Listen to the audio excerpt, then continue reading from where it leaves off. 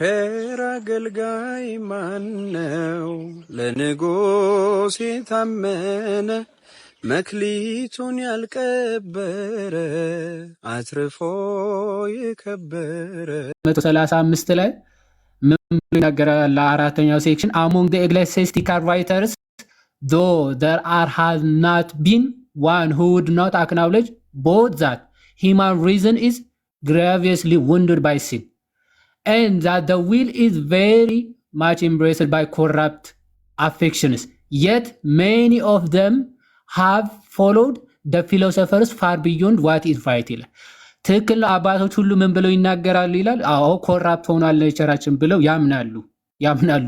ግን ሁሉም አባቶች ደግሞ በተመሳሳይ መንገድ ምን ብለው ያምናሉ? ፍሪ ዊሉ ግን ወይም ደግሞ ነፃ ፈቃዱ ግን ቶታሊ ዲፕራይቭ አድርጎ መምረጥ የማይችልበት ደረጃ ላይ አልደረሰም ብለው ያምናሉ ይልና ግን ይሄንን በፊሎሶፈርስ ተጽዕኖ ወድቀው ነው ፈላስፋዎችን ምንድነው ከፈላስፋዎች ጋር ላለመጣላት ፈርተው እንጂ ትክክለኛ እምነት ወይ መጽሐፍ ቅዱስ ትምህርት ሆኖ አይደለም ብሎ በድፍረት ሲናገር ትመለከቱታላችሁ። ኦኬ ከመናፍቃን የመጣውን ትምህርት ሁሉም አባቶች ተቃውመው ጽፈውበት ኦኬ ከፈላስፎች የመጣ ትምህርት ነው። ይህን ያክል ደፋሮች ናቸው። ባይዘው በአባቶች እንዲህ ብለው ነው የሚናገሩት።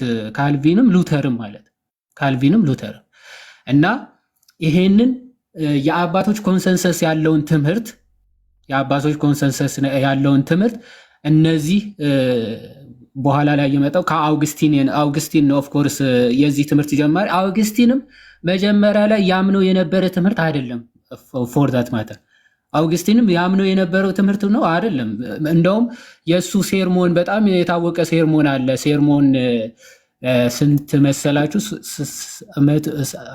169 አይ ቲንክ አልተሳሳትኩ። ያ ሴርሞን 169 ላይ አውግስቲን በጣም የምትታወቀው ኮቴሽን አለው ስለ ፍሪ ዊል እና ግሬስ ኦፍ ጋድ ማለት ነው። የእግዚአብሔር ፈቃድና ፍሪ ዊል ሲናገር እንዲህ ብሎ ይናገራል። ገጽ 231 በት God made you without you እግዚአብሔር ትክክል ነው ሲፈጥራችሁ ያለ እናንተ ነው የፈጠራችሁ። ያለ እናንተ ሲል ያለ እናንተ ፈቃድ ማለት ነው። እዛው ቀጥለው you did not after all give any consent to God making you ምክንያቱም እግዚአብሔር እናንተ እንዲፈጥራችሁ ፈቃድ አልሰጣችሁትም ወይም ፈቃድ ሰጣችሁት አይደለም የፈጠራችሁ ይላል። how were you to consent if you did not yet exist ይላል። እንዴትስ እናንተ ካልነበራችሁ ወይም ኤግዚስት ካላረጋችሁስ እንዴት አድርጋችሁ ፈቃድ ሊኖራችሁ ይችላል ብሎ ይናገራል።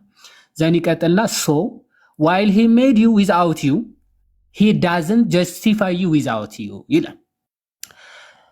ያለ እናንተ ቢፈጥራችሁም ያለ እናንተ ፈቃድ ግን አያድናችሁም። በቃ ዛቲስ የታወቀ የአውግስቲን ኮቴሽን ያለ እናንተ ፈቃድ ብትፈጠሩም ያለ እናንተ ፈቃድ ግን ጀስቲፋይ አትሆኑም፣ አትጸድቁም፣ አትድኑም ይላል። ምን ማለት ነው?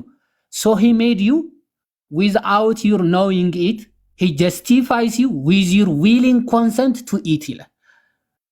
ያለ እናንተ ፈቃድ ያለ እናንተ ዕውቀት ፈጥሯችኋል ኤግዚስት ስላላረጋችሁ፣ ነገር ግን ያለ እናንተ ፍላጎትና ያለ እናንተ ፈቃድ ግን ምን አይላችሁም ነው ጀስቲፋይ አያረጋችሁም። ይሄ የታወቀ ኮቴሽን።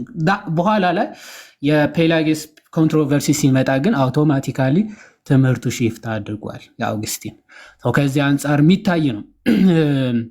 ከራሳቸው ከፕሮቴስታንት ስኮላርስ የአባቶች ኮንሰንሰስ በዚህ ትምህርት ፍሪ ዊል ቶታሊ ዲፕራይቭ አድርጎ እግዚአብሔር ያለ ነፃ ፈቃዱ አስቀድሞ ወልዶ ነው የሚያድነው የሚለውን ትምህርት በራሳቸው በፕሮቴስታንት ስኮላሮች ራሱ የታመነ ትምህርት ነው። የአባቶች ኮንሰንሰስ ያለበት ትምህርት እንደሆነ ጄኤንዲ ኬሊ ታውቁታላችሁ። በጣም የታወቀ የፕሮቴስታንት ስኮላርስ ነው እና ኤርሊ ክርስቲያን ዶክትሪን የሚል መጽሐፍ አለው።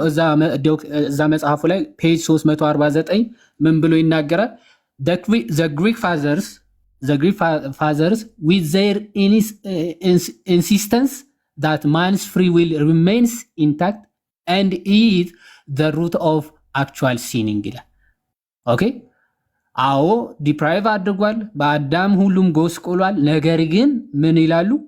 ፍሪ ዊሉ ግን ኦፍ ኮርስ ቶታሊ ዳሜጅ ሆኖ ማሰብ መቀበል እስከሚችልበት ደረጃ የወደቀ አይደለም ብለው ይናገራሉ። እንደውም እዛው ኔክስት ፔጅ ገጽ 352 ላይ ምን ይላል? ሁሉም አግሪ የሚያደርጉበት ትምህርታቸው ነው ብሎ ሲናገር which they were all agreed ኦኬ በደንብ እዩ which they all agreed was that man's will remains free.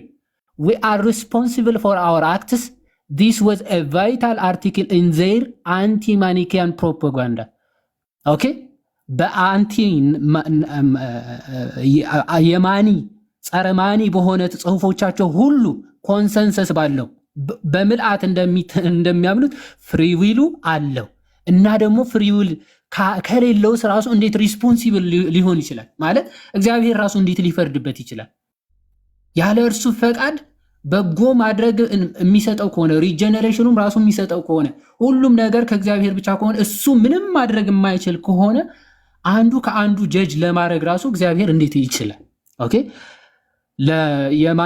የማኒዎች ትምህርት ስለሆነ ማለት ቶታሊ የሞተ ስለሆነ እግዚአብሔር በቃ ጥሩም መጥፎም እንዲያደርግ የሚያደርገው እግዚአብሔር ራሱ ነው የሚል አይነት ትምህርት ስለነበራቸው ማለት። ስለዚህ ምን አለ? የእነሱን ትምህርት እንትን ሰው ፈቃዱ ከሌለው እንዴት አድርጎ ራሱ ሽልማት ወይም ደግሞ ፍርድ ጀጅመንት ሊቀበል ይችላል ብለው ቃል በቃል አባቶች በምልአት ይናገራሉ። ይሄ የፕሮቴስታንት ስኮላር ነው፣ ጄ.ኤንድ ኬሊ ማለት ነው። ሌላኛው ስኮላር ጃሮስላቭ ፔሊካን ይባላል። የሉትራን ስኮላር ነው። በነገራችን ላይ የሉትራን ስኮላር ነበረ፣ ግን አት ዘ ኤንድ ኦፍ ሂዝ ላይፍ ወደ ክርስትና ወደ ኦርቶዶክስ የመጣ ሰው ነው። ጃሮስላቭ ፔሊካን የሚባለው ማለት ነው። ግን ይህንን መጽሐፉ የጻፈው ሉትራን እያለ የጻፈው መጽሐፉ ነው። ምን ይላል? ዘ ክርስቲያን ትራዲሽን የሚል መጽሐፍ አለ። ዘ ክርስቲያን ትራዲሽን በሚለው መጽሐፉ ሂስትሪ ኦፍ ዘ ዲቨሎፕመንት ኦፍ ዶክትሪን የሚል ይሄ ዴቨሎፕመንት ኦፍ ዶክትሪን የሚባል ትምህርት አላቸው ፕሮቴስታንቶች። ያንን እንዴት ዲቨሎፕ እንዳደረገ ሲናገር በሚናገርበት ክፍሉ ማለት ነው ገጽ 283 ላይ እንዲህ ብሎ ይናገራል። ስምዖን መሰሪ የሚባለውን ታውቁታላችሁ በቤተ ክርስቲያናችን እና እሱም ይሄ ፌት የሚባለውን የሆነ ሁሉም ቶታሊ ዲፕራይቭ ያደረገ ስለሆነ ኃጢአት ያለበት ስለሆነ እግዚአብሔር የወደደውን መልካም እንዲሰራ ምናምን ያደርገዋል አይነት ነገር ትምህርት አለው። ወይም ደግሞ ይሄ ፌት የሚባለው ትምህርት ማለት ነው የግኖስቲሲዝም ትምህርት ነው። እና ያንን ሪፊት አድርጎ ሁሉም አባቶች የሰው ልጅ ነፃ ፈቃድ አለው፣ ያለ ነፃ ፈቃዱ ጀጅመንት ኤንድ ሪዋርድ ራሱ ሊቀበል አይችልም ብለው ጽፏል ይላል። እንዲህ ብለው ይናገራሉ። እንግዲህ ደ ሪስፖንስ ለዚህ ፌት ለሚለው ትምህርት ወይም ደግሞ ሰው ምንም ማድረግ አይችልም እግዚአብሔር የወሰነበትን ወይም ደግሞ ካዳነውም ይድናል ካላዳነው ደግሞ አይድንም የሚለውን ትምህርት ሲቃወሙ ምን ይላል? the response of the anti-gnostic fathers was to deny the inevitability of sin and to insist that God sets before man good and evil. እግዚአብሔር በሰው ልጅ ላይ እንዲመርጥ ፈቃዱ ከመሆኑ የተነሳ በመጽሐፍ ቅዱስ ላይ I set before you before man ማለት ነው good and evil መልካሙንና ክፉን አስቀምጫለሁ እንደ ዘዳግም ምዕራፍ 30 ከቁጥር 15 እንደሚናገረው ማለት ነው። ላይፍ ኤንድ ዴዝ ህይወትና ሞትም ይኸው ከፊትህ አለ ብሎ እግዚአብሔር ተናግሯል። ዘን ይቀጥላል the entire order of discipline is arranged through precepts ይልና of God calls threatens and exhorts ይላል። ስለዚህ እግዚአብሔር ይጠራል ሰው ወዶ በገዛ ፈቃዱ ማለት ነው መልካሙን ወይም ደግሞ መልካም ነገርን ወይም ደግሞ ክፋትን ይመርጣል ያደርጋል። this could not be so if man were not free መልካሙም አለ ክፉም አለ ህይወትም አለ ሞትም አለ ብሎ ለእግዚአብሔር በሰው ፊት አስቀምጫለሁ ብሎ መናገሩ ምንም መምረጥ ለማይችልና ፈቃድ ለሌለው ሰው እንዲህ ብሎ እየተናገረ ከሆነ እግዚአብሔር ይላሉ አንቲ ግኖስቲክ ፋዘርስ ማለት ነው። ጸረ ግኖስቲክ አባቶች በሙሉ ምን ብሎ ይናገር? ኦኬ ስለዚህ እግዚአብሔር መልካሙንና ክፉን ህይወትና ሞትን ካንተ ፊት አስቀምጫለሁ ብሎ ምንም ማድረግ ለማይችል ሰው ከተናገረ ሴንስለስ የሆነ ጉዳይ ነው፣ ሴንስ የማይሰጥ ነገር ነው ብለው ይናገሩና endowed with a will capable of obedience and resistance እግዚአብሔር መቀበልም ሪጀክትም ማድረግ የሚችልም ፈቃድ በሰው ልጅ ላይ ሰጥቷል ማለት። if men were subject to the bondage of evil it would be unjust of God to base reward and punishment on human conduct. እግዚአብሔር ቦንዴጅ ኦፍ ኢቪል ውስጥ ከሆነ ቦንዴጅ ኦፍ ዊል ብሎ ጽፎ የለ ዊሉ ቦንዴጅ ውስጥ ሆኖ ኢቪል ብቻ ማድረግ የሆነ መልካም መምረጥ የማይችልበት ስቴት ውስጥ ቶታሊ ሞቶ ከሆነ it is unjust for God ለእግዚአብሔር ፍትሃዊነት አይደለም። ምን ብሎ መፍረድ? አንተ ድህነትን ስላላገኝ ወይም ደግሞ ስላልታዘዝክ ብሎ መፍረድ፣ አንተ ደግሞ ስለታዘዝክ ስላመንክ ብሎ አለመፍረድ መሸለም ለእግዚአብሔር አንጀስት ነው። ምክንያቱም ሲምልታኒስሊ ዝም ብሎ ሰው ቶታሊ ሞቶ እግዚአብሔር የሚፈልገውን አንስቶ አድኖ ከሆነ ያኛውን ለምን አልዳንክ ብሎ መፍረዱ አንጀስት ነው። በቃ ፍትሃዊነት የእግዚአብሔር ፍትሃዊነትን የሚያጓድል ነው ብለው አባቶች መስክረዋል። አሁን እያየን ያለ ነው ፕሮቴስታንት ስኮላርስ በቃ የአባቶች ኮንሰንሰስ ያለበት ትምህርት ነው። ቶታሊ እንደው ፈቃድ የለውም የሚል ትምህርት በአባቶች የማይታወቅ እንደሆነ ፕሮቴስታንት ስኮላሮች ራሳቸው ያመኑበት እንትን ነው ማለት ነው፣ ትምህርት ነው። ምናልባት ሰዓት በጣም እንዳልወስድ አሁን የሆኑ ኮቴሽኖች እንዴ አንተ ሾረረን የሆኑ ኮቴሽኖች ተለቀው ነበረ። እነሱን አይተን ለነሱ ብቻ ምን ያክል ትክክል እንዳልሆኑ የምታነሳውን ሀሳብ እንትን በልና አንተሽ እስኪመለስ ጀለስ ለምን ዲስኮኔክት እንደሚያደርግ ኔትወርኩ ይሁን አላውቅም። እኔ ቀጥል፣ የምታነሳውን ቀጥል። እሺ በመጽሐፍ ቅዱስ የተወሰኑ ሀሳቦችን ላንሳና አንተሽ የሚመጣ ከሆነ ካልሆነ ግን የተነሱ ሀሳቦች ዝም ብዬ አንስቼላችሁ መልሱን ሰጥቼ ወደ ወንድሞች እናልፋለን። እንግዲህ እግዚአብሔር የምርን ሰዎችን ወይም ደግሞ ፍጥረቶችን ምንም መፍቀድ የማይችሉ ነፃ ፈቃዳቸው ምንም የሞተ መንቀሳቀስ የማይችል እንደው ክፋትን ብቻ ማድረግ የሚችል እግዚአብሔር ሲጠራውን መስማት የማይችል እግዚአብሔርን መቀበል የማይችልበት ደረጃ ላይ ደርሶ ከሆነ በሮሜ መልእክት ሐዋርያ ቅዱስ ጳውሎስ እንዲህ ብሎ ይናገራል።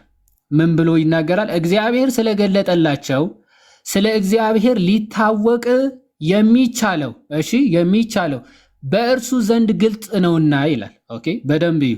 እግዚአብሔር ስለገለጣቸው ስለ እግዚአብሔር ሊታወቅ የሚቻለው በእነርሱ ዘንድ ግልጽ ነውና ይልና የማይታየው ባህሪ እሱም የዘላለም ኃይሉ ደግሞም አምላክነቱ ከዓለም ፍጥረት ጀምሮ ከተሰሩት ታውቆ ግልጥ ሆኖ ይታያልና ስለዚህ አለ።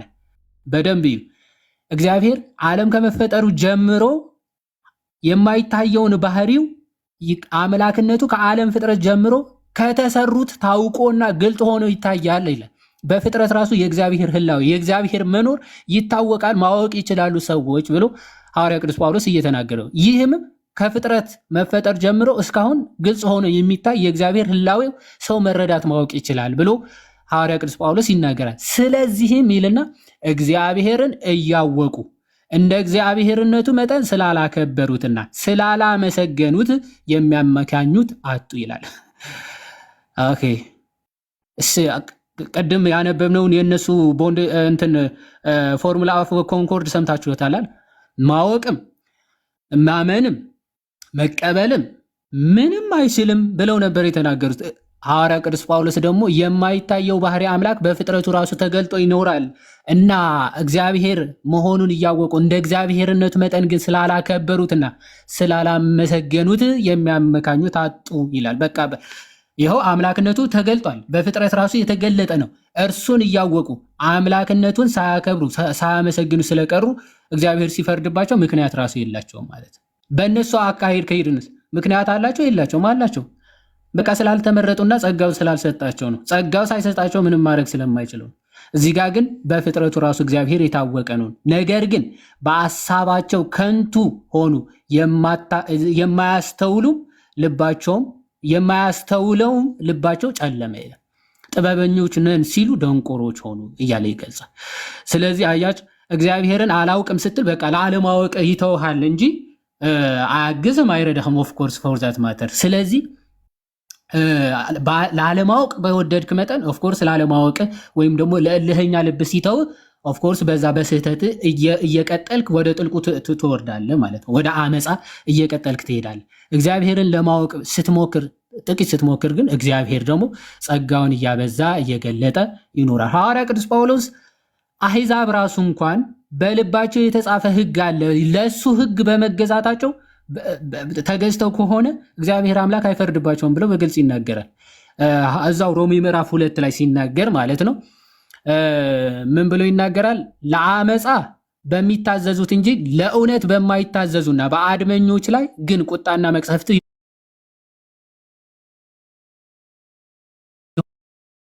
ኞች ላይ ግን ቁጣና መቅሰፍት ይሆንባቸዋል። ያደርግ ሰው ነፍስ ሁሉ መከራና ጭንቀት ይሆንበታል፣ አስቀድሞ በአይሁዳዊ ደግሞም በግሪክ ሰው ይልና፣ ነገር ግን በጎ ስራ ለሚያደርጉ ሁሉ ምስጋናና ክብር ሰላምም ይሆንላቸዋል፣ አስቀድሞ ለአይሁዳዊ ደግሞ ለግሪክ ሰው ብሎ ይናገራል።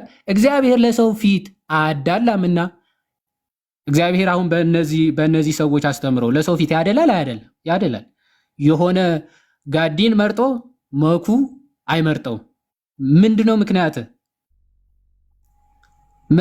ምክንያቱ ምንድነው? ምንም ምክንያት በቃ እንደው ወደደ፣ ጋዲን ወደደው፣ መኩን አልወደደው። በቃ ይሄ ነው። ፊታቸውን አይቶ አያዳላም የተባለው እግዚአብሔር ግን ጋዲን መርጦ መኩን ግን ላይመርጥ ይችላል። ምክንያት ሳይኖሩ በቃ ኃይሉን ስልጣኑን ለማሳየት ሲባል ማለት። እግዚአብሔር ግን ምንድነው? አመፀኛ አይደለም በነገራችን ላይ እና ደግሞ ለሰው ፊት ደግሞ የሚያደላ አምላክ አይደለም። ስለዚህ ለሰው ፊት የማያደላው አምላክ እንዴት ነው ከተባለ ያለ ሕግ ኃጢአት ያደረጉ ሁሉ ያለ ሕግ ደግሞ ይጠፋሉና ሕግ ሳይሰጣቸው አሕዛብ ኦኬ ኃጢአትን እየሰሩ ለተፈጥሮ ሕጋቸው የማይገዙ ከሆነ በዛ ሕግ ይፈረዳሉ፣ ይጠፋሉዋል። ሕግም ሳላቸው ኃጢአትን ያደረጉ ሁሉ በሕግ ይፈረድባቸው። አይሁዶች ደግሞ ሕግ ተሰጥቷቸዋል። በተሰጣቸው ሕግ ደግሞ የማይመሩና እግዚአብሔር የማይከተሉ ከሆነ ምን አለ? ኦፍኮርስ ይጠፋሉ አለ። በእግዚአብሔር ፊት ሕግን የሚያደርጉ ይጸድቃሉ እንጂ ሕግን የሚሰሙ ጻድቃን አይደሉምና። ሕግ የሌላቸው አሕዛብ ከባህሪያቸው የሕግን ትእዛዝ ሲያደርጉ ይላል።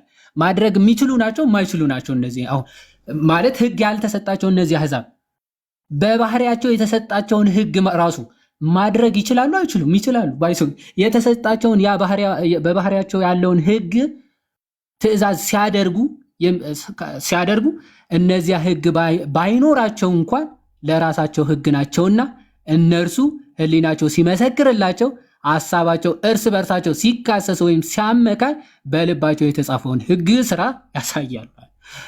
ሐዋርያ ቅዱስ ጳውሎስ አሕዛብ ራሱ በባህሪያቸው ሰው በመሆኑ ራሱ በባህሪው ራሱ ሕግ አለው። ለዛ ሕጉ ራሱ ከታዘዘና ከተገዛ ኦፍኮርስ ለምን እግዚአብሔር ይፈርድበታል? በዛ ሕጉ እግዚአብሔር አምላክ ይፈርድበታል። ኦኬ ሕጉ ሕሊናው እየከሰሰው ምክንያት እየሰጠው ለዛ ምክንያቱ እየታዘዘ በሚጓዝበት ጊዜ እግዚአብሔር ያንን ሕጉ በባህሪው ያስቀመጠለትን ሕግ ስለተቀበለና ስለታዘዘ አይፈርድበትም። አንተ ግን ሕግ እያለ አይሁዳውያን ማለት ነው ሕግ ተሰጥቷችሁ ሕጉን አንታዘዝም እምቢ ብትሉ ግን ያው በዛ ሕግ ደግሞ እናንተ ይፈረድባችኋል ብሎ እግዚአብሔር ይናገራል። ስለዚህ አሕዛብም ሕዝብም ራሱ ሕግ ተሰጥቷቸው መታዘዝ ራሱ ይችላሉ ማለት መታዘዝ የሚችሉበት የባህሪያዊ ሕግ አለ። አይሁዶች ደግሞ ለተሰጣቸው ሕግ ራሱ መታዘዝም ይችላሉ። ኦኬ ታዘዙኝ የሚላቸው መታዘዝ ሳይችሉ እንደው እግዚአብሔር ለወቱ ስብሐትና ድራማ እየሰራ ሁላ የሚያስመስል ንግግር ማለት ታዘዙ ትእዛዜን ጠብቁ ሲል በቃ መጠበቅ የማይችሉ ሰዎችን ትእዛዜን ጠብቁ እያለ እየነገራቸው ነው የሚያስብል ትምህርት ማለት ነው። ከዛ አንጻር የሚታይ ነው። አይ ቲንክ አንትሽ መጥቷል። ሰዓት እንዳልወስድ መጽሐፍ ቅዱስና ሌሎች አባቶች ወንድሞች በስፋት ይሄዱበታል። እዚህ ጋር ግን እንደው ይሄንን ትምህርት ይደግፋሉ ተብለው የተጠቀሱ አባቶች አሉ እና እነሱን የተወሰነ እስቲ የእነሱን ትምህርት ይደግፋሉ። አተልቅ አንትሽ አይታይም። በትልቁ ያንዴ ለሚቆይ እንዴት ነው? በትልቁ ከፍተዋለሁ፣ ችግር የለውም። ቪዲዮን ከፍታለሁ። ተቆረጠ። ቆይ ከፍተዋለሁ፣ ዋናውን ቪዲዮ በቃ ችግር የለውም። በቪዲዮ ስላለኝ ችግር የለውም። ይታይሻል ጋይስ፣ በደንብ ታፕታፕ አድርጉ ጋይስ። ታፕታፕ ኮፒ ሊንክ እንዳይረሳ። ገና 500 ሺህ እንኳን አልገባም። ኮፒ ሊንኩ 10 ሺህ አልገባም። አይ ሪስትሪክሽንም እያመጣብኝ ነው። አላቅም ሪዝኑን ባላቅም ሪስትሪክሽንም እያመጣብኝ ስለሆነ ታብታቡን እጃችሁን አሰሩት እስቲ ጋይስ፣ እጃችሁን ኤክሰርሳይዝ አሰሩት። ዝም ብላችሁ ከምትሰሙ ጆሮአችሁም እጃችሁም አንድ ላይ አት ሴም ታይም ቢሰራ መልካም ነው እናንተ ሰዎች። እና ታብታቡን በደንብ ከፍ አድርጉት፣ ሼሩንም በደንብ ከፍ አድርጉት ጋይስ። እሺ ቀጥሉ። ያዴ በደንብ ይታያል። የመጀመሪያው ማን ነው የሚለው? የመጀመሪያ ጆን ክሪስቶም ሆሚሊ ዋን አድቨንትስ ይላል። ባይ ዘ ወይ ይሄ ጭራሽ የቅዱስ ዮሐንስ አፈወርቅ ጽሑፍ አይደለም። ኦኬ ለየት በኋላ ላይ ከሪፎርሜሽን መምጣት በኋላ የተጻፈ ነው እና ፕሮቴስታንቶች ዝም ብለው የሚያመላልሱት ጽሑፍ እንጂ የቅዱስ ዮሐንስ አፈወርቅ ጽሑፍ አይደለም። የመጀመሪያው ጭራሽ የቅዱስ ዮሐንስ ጽሑፍ ራሱ አይደለም። እንደው ማስረጃ ሲታጣ እየጻፉ የቅዱስ ዮሐንስ አፈወርቅ ማለት ተጀምሯል። የቅዱስ ዮሐንስ ጽሑፍ አይደለም የመጀመሪያው። ሁለተኛው ማን ነው የሚለው? አንትሽ በርናርድ አይደል? ኖ እዛው ከቅዱስ ዮሐንስ አፈወርቅ ዝቅ ብሎ ያለው ሁለተኛ አረንጓዴ ወደዚያ አይታይም። ስሙን ስሙ አይታይም። አዎ እንደዛ ሴንተር አድርገ ቤርናርድ አይደል? ቤርናርድ በጣም በሚገርም ሁኔታ እንደው እሱ ቤርናርድ ኦፍ ክላቫረክስ ነው የሚባለው እና አይ ቲንክ በ11ኛ 12ኛ ክፍለ ዘመን አካባቢ የነበረ አባት ነውና ኮንሰርኒንግ ግሬስ ኤንድ ፍሪ ዊል የሚል ጽሑፍ አለው። ሊትራሊ ኮንሰርኒንግ ግሬስ ኤንድ ፍሪ ዊል የሚል ጽሑፍ አለው እና እዛ ጽሑፉ ላይ ጭራሽ ሲነርጀቲክ የሆነ ትምህርት እንጂ ሰው ያለ ፍሪ ዊሉ አንድ የችን ላሳይና ኔክስት ፔጅ ታሳየናል። አንቺ ትልቁ ላይ አድርገኝ አንድ የቤርናርድ ጽሑፍን ላሳያችሁ። ኮንሰርኒንግ ግሬስ ኤንድ ፍሪ ዊል የሚል ጽሑፍ አለው እና መጀመሪያ ሲጀምር ጽሑፉ ምን ብሎ መሰላችሁ የሚጀምረው? ቴክ አዌይ ፍሪ ዊል and there remains nothing to be saved ይላል። ነፃ ፈቃድን ካወጣን የሚድን ማንም የለም ይላል። take away grace and there is no means whereby it can be saved። ግሬስም ወይም ደግሞ ጸጋንም ካወጣን ምንድነው ሰው የሚድንበት ምንም ምክንያት የለም ወይም ደግሞ መዳን አይችልም ማለት።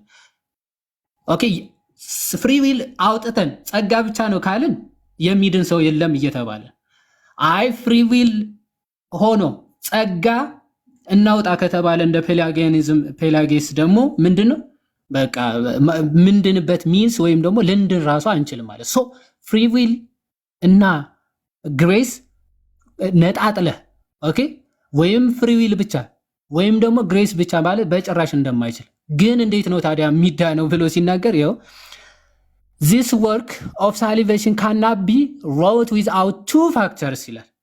ድህነት ያለ ሁለት ምክንያቶች ሊፈጸም አይችልም ይልና the one that by which it is wrought ኦኬ አንድ ድህነቱ የሚሰራበት ማለት የሚሰራበት which is that one to be which is to wrought አለና and the other that for which or in which it is wrought ይላል። አንድ የሚጽፈው ወይም ደግሞ ድህነትን የሚሰጠው አለ፣ ከዛ ደግሞ የሚቀበለው አለ። ስለዚህ ድህነት በሁለቱም ፋክተሮች ማተር ይደረጋል። የሚቀበል አለ፣ የሚሰጥ አለ ማለት። God is the author of salvation እግዚአብሔር የመዳን ሰጪ ጀማሪ እሱ ነው። the author of salvation God ነው አለ። free will is merely receptive thereof ይላል። ፍሪ ዊል ደግሞ የጸጋውን ወይም ደግሞ የተሰጠውን መዳን የምንቀበልበት ነው አለ። ሪሴፕቲቭ ነው። ፍሪ ዊላችን ደግሞ አሜን ብለን የምንቀበልበት ነው፣ መቀበያችን ነው ማለት። ሶ ናን ካን ግራንት ኢት ሴቭ ጋድ አለ። መዳን ከእግዚአብሔር ውጪ ማንም ሊሰጥ አይችልም። ሰጪው እግዚአብሔር ብቻ ነው። ነቲንግ ካን ሪሲቭ ኢት ሴቭ ዘ ፍሪ ዊል። መዳኑን ደግሞ ካለ ነፃ ፈቃድ በስተቀር በምንም ልንቀበለው አንችልም። who said so? Bernard said so። ማን ያለው? ቤርናርድ። አይ ያለ ነፃ ፈቃድ እንዲሁ ነው ያድናል ተብሎ የተጠቀሰው አባት ማለት ነው። እንቀጥል። እዚህ ጋር ያለችውን ላንብባ። አኮርዲንግ ፍሪ ዊል ኢዝ ሴድ ቱ ኮኦፕሬት ዊዝ ዘ ግሬስ ዊዝ ወርክስ ሳሊቬሽን። ስለዚህ ሳሊቬሽን ዊዝ ፍሪ ዊል ኮኦፕሬት ሲያደርጉ ሳሊቬሽን አቴን ይደረጋል። ኦኬ ፍሪ ዊል ካለ ጸጋ እግዚአብሔር ካለ በነፃ ፈቃዳችን ተጠቅሞ እግዚአብሔር አምላክ ደግሞ መዳኑን ይሰራብናል፣ እኛ ላይ ይሰራል ማለት ኦኬ። አውተር ኦፍ ዘ ሳሊቬሽን ጋድ ነው፣ ትክክል ነው። መዳንን ሰጪ የመዳን ጀማሪ እግዚአብሔር ነው፣ ትክክል ነው። ግን እግዚአብሔር እንዲሰራብንና እንድንቀበለው የሚያደርገን ግን ነፃ ፈቃዳችን ነው። በርናንድ እንዲህ ብሎ ይናገራል። ኦኬ ዊዛውት ፍሪ ዊል የሚገኝ አቴን የሚደረግ ሳሊቬሽን በጭራሽ ሊኖር አይችልም። እሺ ዘ ኔክስት ፔጅ አንዴ። አይ ነው በጣም ብዙ ሰዓት እየወሰድኩ እንደሆነ ይገባኛል። 2 ፔጅ ነች። እችን ልናገርና እጨርሳለሁ። እሺ አዎ ጆን ክሪሶስቶም ሆሚሊ ኦን ጀነሲስ 7 ሆሚሊ 24 እና ከዛ ደግሞ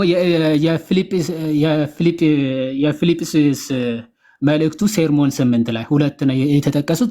ባይ ዘ ወይ ጄኔሲስ 7 ምንድነው የሚለው እዚሁ ራሱ ዝም ብላችሁ የተጠቀሰውን ብታነቡት ራሱ ዊዛውት ፍሪ ዊል ያለ ነፃ ፈቃዱ የሚል ጭራሽ የለውም። እስቲ እናንብበው ትንሽ ራቅ አድርገው።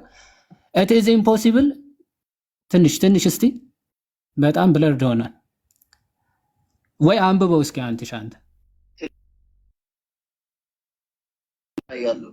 ኧረ ትልቁ ላይ ነህ፣ ትልቁ ላይማ ነህ። ይታያል እኮ አሁን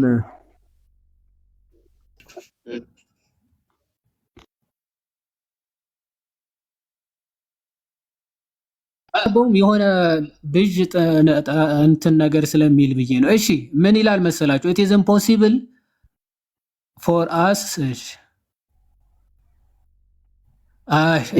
በቃ ባጭሩ ምን ይላል መሰላችሁ? መልካም ነገር ያለ እግዚአብሔር ጸጋ በራሳችን ልናደርግ አንችልም ነው የሚለው። ይሄ የኛ ትምህርት አይደለም እንዴ? እኛ በራሳችን ያለ እግዚአብሔር ጸጋ እንዲሁ ዝም ብለን ነው የምንሰራው ብለናል እንዴ? ይባላል እንደዛ የሚል ክርስቲያን አለ እንዴ? ጭራሽ የለም እኮ። ያለ እግዚአብሔር ጸጋማ አንሰራም። ግን እግዚአብሔር ጸጋው እንዲሰጠን እኛው ደግሞ ነፃ ፈቃድ ሊኖረን ኦኬ ፈቃዳችን ልንሰጥ ይገባላልን እንጂ ያለ ጸጋ እግዚአብሔር እኛ ራሳችን ይሄ የአጌንስት ፔላጊያኒዝም ነው። ፔላጊስ ነው ጸጋ አያስፈልግም እንደው ሰው ሰርቶ ጥሮ ግሮ ማግኘት ይችላል መዳን የሚለው ይሄ እኛ ትምህርት አይደለም፣ የተወገዘ ትምህርት ነው። የጸጋ እግዚአብሔር በግድ በጣም ያስፈልጋል ብለን እናምናለን። ሁለተኛ የተጠቀሰው ግን ፊልጵስዩስ መልእክት ይሄ ምዕራፍ 2 ከቁጥር 13 ላይ ነው። ሲሰራ እግዚአብሔር የሚሰራውም የሚጀምረውም እሱ ራሱ ነው የሚለው ጥቅስ አንስተው ይኸው በቃ ኢኒሼት የሚያደርገውም እሱን ማለት God gives us both ምን ይላል the readiness and the efficacy to act ይላል። ኦኬ ለመጀመርም ለመስራትም እግዚአብሔር አምላክ ይሰጠናል ብሎ ሐዋርያ ቅዱስ ጳውሎስ የጠቀሰው ክፍል ነው። ቅዱስ ዮሐንስ አፈወርቅ የሚጠቅሰው ማለት ይህ ክፍል የሐዋርያ ቅዱስ ጳውሎስ ጥቅስ ነው። ግን ቅዱስ ዮሐንስ አፈወርቅ እንዴት ነው የሚፈታው ነው? እንዴት ይፈታዋል? ኦኬ ሌትስ ሲ። ቅዱስ ዮሐንስ አፈወርቅ ያለ ነፃ ፈቃዳችን እንዲሁ እንድናለን እያለ ነው። ይኸው ትልቁ ላይ አድርገኝ። አሁን ይኸው ጆን ክሪሶስቶም ፊልጵስዩስ መልእክት ሆሚሊ 8 ወይም ደግሞ ምዕራፍ 2 ቁጥር 13 ላይ ያለው ማለት ነው።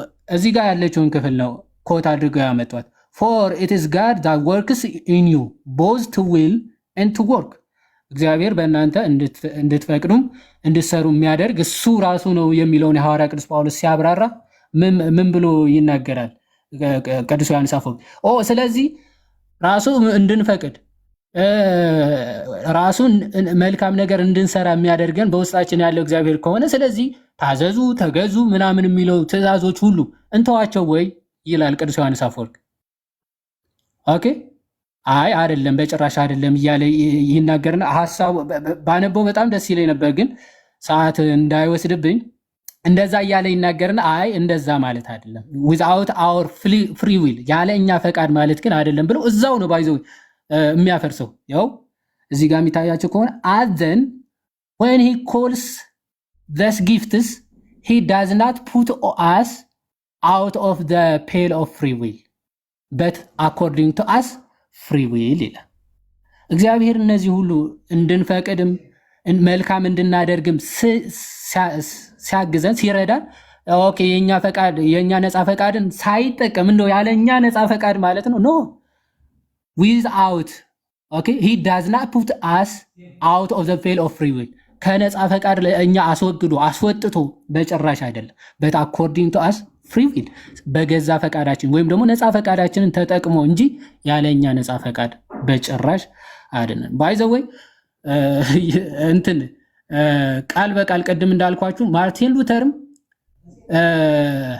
ጆን ካልቪንም ቃል በቃል ጆን ክሪስቶስም በቃ to the extreme ሄዶ የነፃ ፈቃድን አውቶሪቲ በደንብ የሚሰብክ ነው ብለው ቃል በቃል የሚተቹት ሁለቱም ማርቲን ሉተርም ጆን ካልቪንም ቀደም እንዳልኳችሁ the institutes of Christian religion በሚለው ጽሁፉ ቃል በቃል ክሪስቶስም says ይላል since God has placed good and evil things in our power he has given us freedom of choice ብሎ ይናገራል። ይሄ ግን ትክክል አይደለም ብሎ ነው የሚቃወሙ እና ጆን ክሪስቶስምን አትጥቀሱ ባካችሁ ዝም ብላችሁ ቢያንስ የተወሰኑ ጽሁፎችን ምናምን አንበባ ማለት ይሄ ፐርሰናል ለማድረግ አይደለም ግን ቅዱስ ዮሐንስ አፈወርቅ ለሚጠቀስ አይደለም ለዚህ ትምህርት ተሳስታችሁ እንዳትጠቅሱ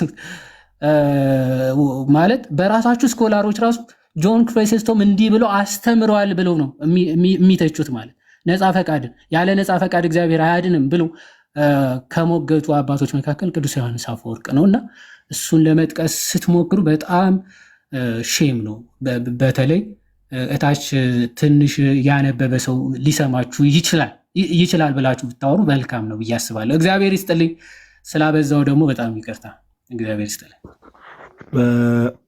ዮሐንስ ቃሎት ያሰማልን ብሮስኪ በጣም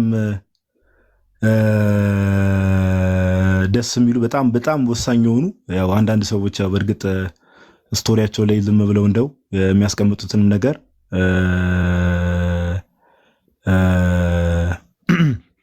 ዝም ብለዋል አይደል የሶርሱን ሳያጣሩ በስርዓት ከየት እንደመጣ አውድ ሳይረዱ ኢቭን ሁላ የአንዳንድ አባቶች ትክክለኛ ጽሁፍ መሆኑን ሁላ ሳያጣሩ ፖስት ላደረጉ ሰዎች በጣም ደስ በሚል መልኩ ነው በጣም ደስ የሚል ሪፒቴሽን እግዚአብሔር በሚያውቀው ምንም አልበዛም ራሱ እግዚአብሔር በሚያውቀውና በጣም ደስ የሚል ሪስፖንስ ነው ቃሎት ያሰማልን ብሮስኪ መጽሐፍ ቅዱስ ላይ የሚያነሳቸው ሐሳቦች አሉ እኔ የተወሰኑ ሐሳቦችም ቀጣይ ባነሳ ደስ ይለኛል እዚሁ ምንድነው ይሄ የተባለው ነገር ስፔሻሊ ከነጻ ፈቃድ ጋር ወይ ደግሞ በቃ እግዚአብሔር ነው የሰው ልጅ ሊትራሊ በቃ እንደ ሮቦት ነው የነዚህ ሰዎች ትምህርት እንደምታውቁት ኦኬ ሊትራሊ እንደ ሮቦት ነው ለምን ሰው እንዲያምንም የሚያደርገው ባይ ዲፎልት ሰው እንዲያምን ራሱ ከሰው የሚጠበቅ ነገር የለም ነው ምንም ሰው እንዲያምንም የሚያደርገው የዋዴ ቀደም አንድ የተናገረው ነገር አለ እግዚአብሔርን ምን ያደርጋል ጋይስ በደንብ አስተውሉ ኦኬ ይሄ ነገር እግዚአብሔርን የሚያፋልስ ትምህርት ነው እግዚአብሔርን ጀስት ጋድ ነው ልንለው አንችልም አንጀስት ነው ባይ ዲፎልት ኦኬ እግዚአብሔርን ፍትሃዊ አምላክ ነው ልንለው አንችልም እንዴት ፍትሃዊ ሊሆን ይችላል በቃ ይሄ እኮ ምንም ሳይንቲስት መሆን አይጠበቅም እስቲ ታች ያላችሁ ሰዎች ራሳችሁን ጠይቁ እግዚአብሔር አምላክ አሁን እኛ እዚህ ጋር ገስለ የተቀመጥን ሰዎች ክርስቲያን ነን ለምሳሌ ሙስሊሞች አሉ ወር ያልዳኑ ብዙ ሰዎች አሉ ዓለም ላይ እዚህ ጋር ገስለ የተቀመጡ ሰዎችን እንድናምን እግዚአብሔር አድርጎን ራሱ እንድናምን አድርጎን ሌሎች ደግሞ የሆኑ ግሩፖችን ደግሞ እንዲሁ ዝም ብሎ በቃ ተቷቸዋል ስለዚህ በምን እንዴት ነው እግዚአብሔርን ፍትሃዊ ልንለው የምንችለው ጋይስ በምን ሎጂክ እግዚአብሔር ፍትሃዊ ሊባል ይችላል አይችልም ባይዘው አይችልም ፍትሃዊ ባልሆነበት ደግሞ መልኩ ደግሞ መልሶ እግዚአብሔር እንዴ በልጁ ያላመነውን ተፈርዶበታል ይላል ስለዚህ ራሱ ሰዎች እንዲያምኑ ያደረገ መጽሐፍ ቅዱስ ላይ ደግሞ በልጁ ያላመነ ተፈርዶበታል ብሎ መልሶ ፋለሲ ነው የሚሆነው ክብር ምስጋና ለስም አጠራሩ ይሁንና እግዚአብሔር አምላክን ድራማ የሚሰራ ነው የሚያስመስለው ነገር ግን እስቲ እንደ እግዚአብሔር ፍቃድ መጽሐፍ ቅዱስ ላይ አንዳንድ ሐሳቦችን ለማንሳት እሞክራለሁ እኔም እንደ እግዚአብሔር ፍቃድ እናንተ ሰዎች እሺ let me try to ናምን ነገር እስቲ ይታያል ብዬ አስባለሁ እስቲ በትልቁ አድርገኛ እንዴ አንተ ራስ ከፍ አድርግ ጋዲ እኔ ቤት ነው ለካስ እሺ እንደው ያው እኛ ከምንቀበላቸው መጽሐፍት በእርግጥ እኛ ብቻ ሳንሆን የጥንት የቤተክርስቲያን አባቶች በሙሉ ኦኬ ኦልሞስት ሁሉም በሚባል ደረጃ ከሚቀበሉት መጽሐፍት ውስጥ አንዱ ምንድነው መጽሐፈ ሲራክ ነው እንደምታውቁት ኦኬ ይሰማል ድምጽ አንተ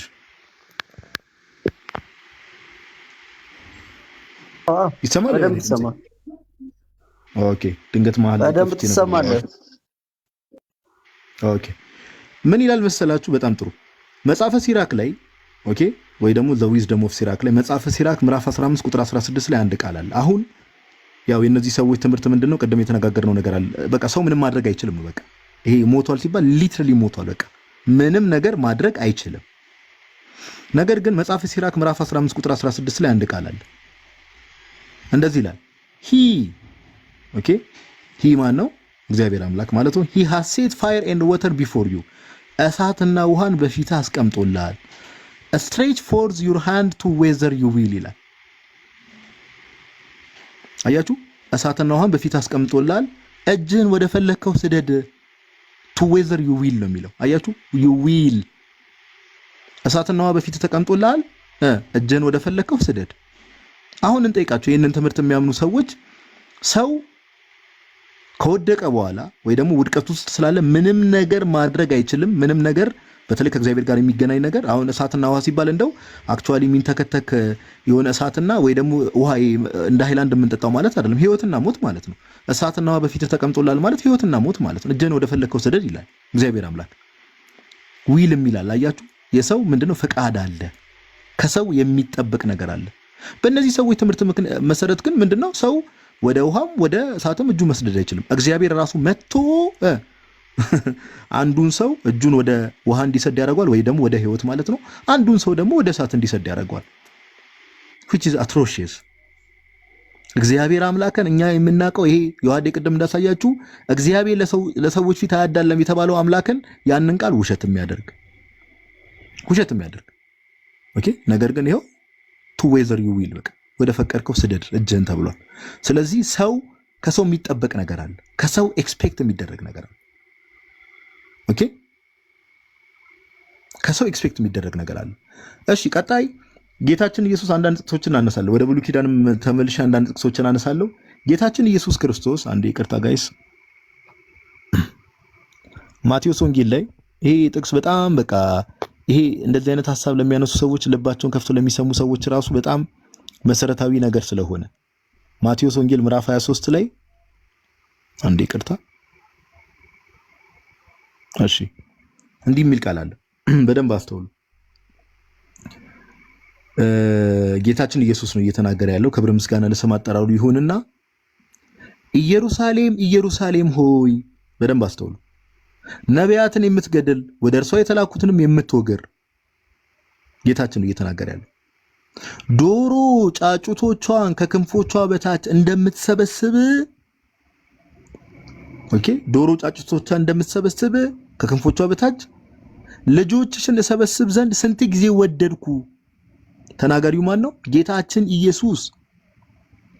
ዶሮ ጫጩቶቿን ከክንፎቿ በታች እንደምትሰበስብ ልጆችሽን እሰበስብ ዘንድ ስንት ጊዜ ወደድኩ።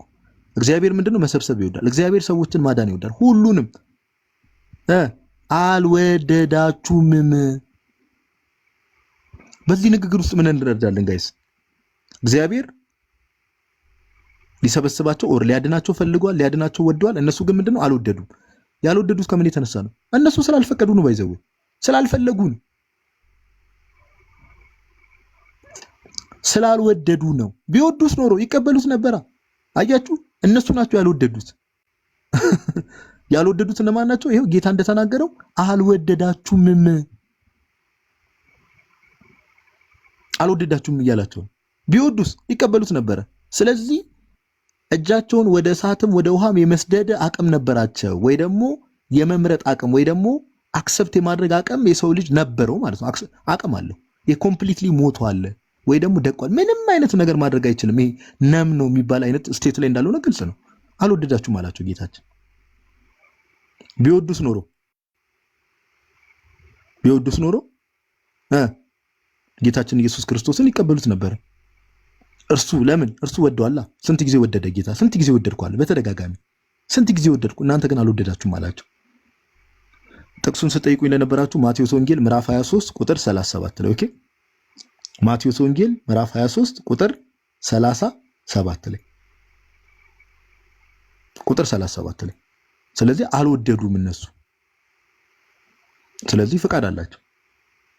ቢወዱ ኖሮ ኦፍ ኮርስ አሁን ይህንን በእነዚህ ሰዎች ትምህርት ስናመጣው ምን ይሆናል መሰላችሁ? እግዚአብሔርን አሁንም ክብር ምስጋና ለስም አጠራሩ ይግባውና እግዚአብሔር የሆነ ድራማ እየሰራ ነው የሚመስለው። እንደው ምን አይነት ድራማ? ቀድሞ የሆኑ ሰዎችን እግዚአብሔር አምላክ ራሱ ልባቸውን ሄዶ እንዲያምኑ የሚያደርገው ሆኖ መልሶ ግን እግዚአብሔር ምን ይላቸዋል? አይ እኮ እኔ ብዙ ጊዜ ላድናችሁ ሞክሬ ነበር ግን አልወደዳችሁም እናንተ ይላቸዋል። ነገር ግን እነዛ ሰዎች ምንም ማድረግ እንደማይችሉ እያወቀ እግዚአብሔር አልወደዳችሁም እያላቸው ነው። እንደው ድራማ ነው ይሄ፣ ድራማ ነው ድራማ ነው ባይዘው። ኦኬ ድራማ መውደድ የማይችሉትን አይደለ አልወደዳችሁም ተብሎ አሁን ባይነሲቲ መውደድ የማይችሉ አካላትን ስላልወደዳችሁ ነው ብሎ መክሰስ አው ልክ እንትን እንደማለት እኮ ነው። አንድ ማየት የማይችል ሰው ፀሐይን ስላላየ በቃ ትቀጣለህ። ምን እውር ነው። ስለዚህ እንዴት ያያል? ማየት አይችልም እኮ የራሱ ችሎታ አይደለም ማየት አለማየት ማለት። እነዚህ ሰዎችም መውደድ የማይችሉ ሆነው ስላልወደዳችሁ ብሎ እየተቆጣቸው ከሆነ ሃው ጀስቲስ ፍትሃዊነት ራሱ ፍትሃዊ እንዴት ራሱ ሊባል ይችላል? ያ ኤግዛክትሊ እግዚአብሔርን ቃል ብቻ ያሰማል ነው ያለው። እግዚአብሔርን እንደው በተደጋጋሚ ቃሉን ተጠቀምነው ድራማ እየሰራ ነው የሚመስለው። እግዚአብሔር አምላክ ይቅር ይበለንና እግዚአብሔር ኦኬ።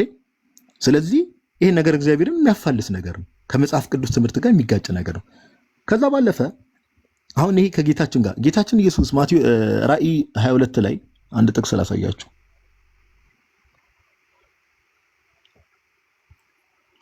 ራእይ 22 ላይ እንደዚህ ይላል፣ መንፈሱና ሙሽራይቱም ና ይላሉ፣ የሚሰማም ና ይበል፣ የተጠማም ይምጣ፣ የወደደም የሕይወት ውሃን እንዲሁ ይውሰድ ይላል። አያችሁ ምን ያለ? የወደደ ዊል ያደረገ ማለት ነው። የወደደ ኦኬ፣ የወደደም የሕይወትን ውሃ እንዲያው ይውሰድ። እንግሊዝኛውን ሄዳችሁ ብትመለከቱት ምንድነው? ዊል ነው። እነዚህ ሰዎች ግን ምንድነው መውደድም አይችሉም። ኦር የሆነ ወደ ኮሜንት ላይ ያለው ነው ኦኬ፣ ምንም እንትን የላቸውም። በቃ they cannot do anything። እግዚአብሔር ነው በቃ መጥቶም ልባቸው ላይ እምነት የሚጨምረው ምን የሚለው ምንድነው? እግዚአብሔር ነው። ስለዚህ they cannot do anything። ነገር ግን ጌታ ምን አለ? የወደደም የሕይወት ውሃን እንዲያው ይውሰድ። ዊል የሚያደርግ ማለት የወደደ የሚለው ባይዘው እንግሊዝኛውን ሄዳችሁ ብትመለከቱ ዊል who wills ነው የሚለው ኦኬ።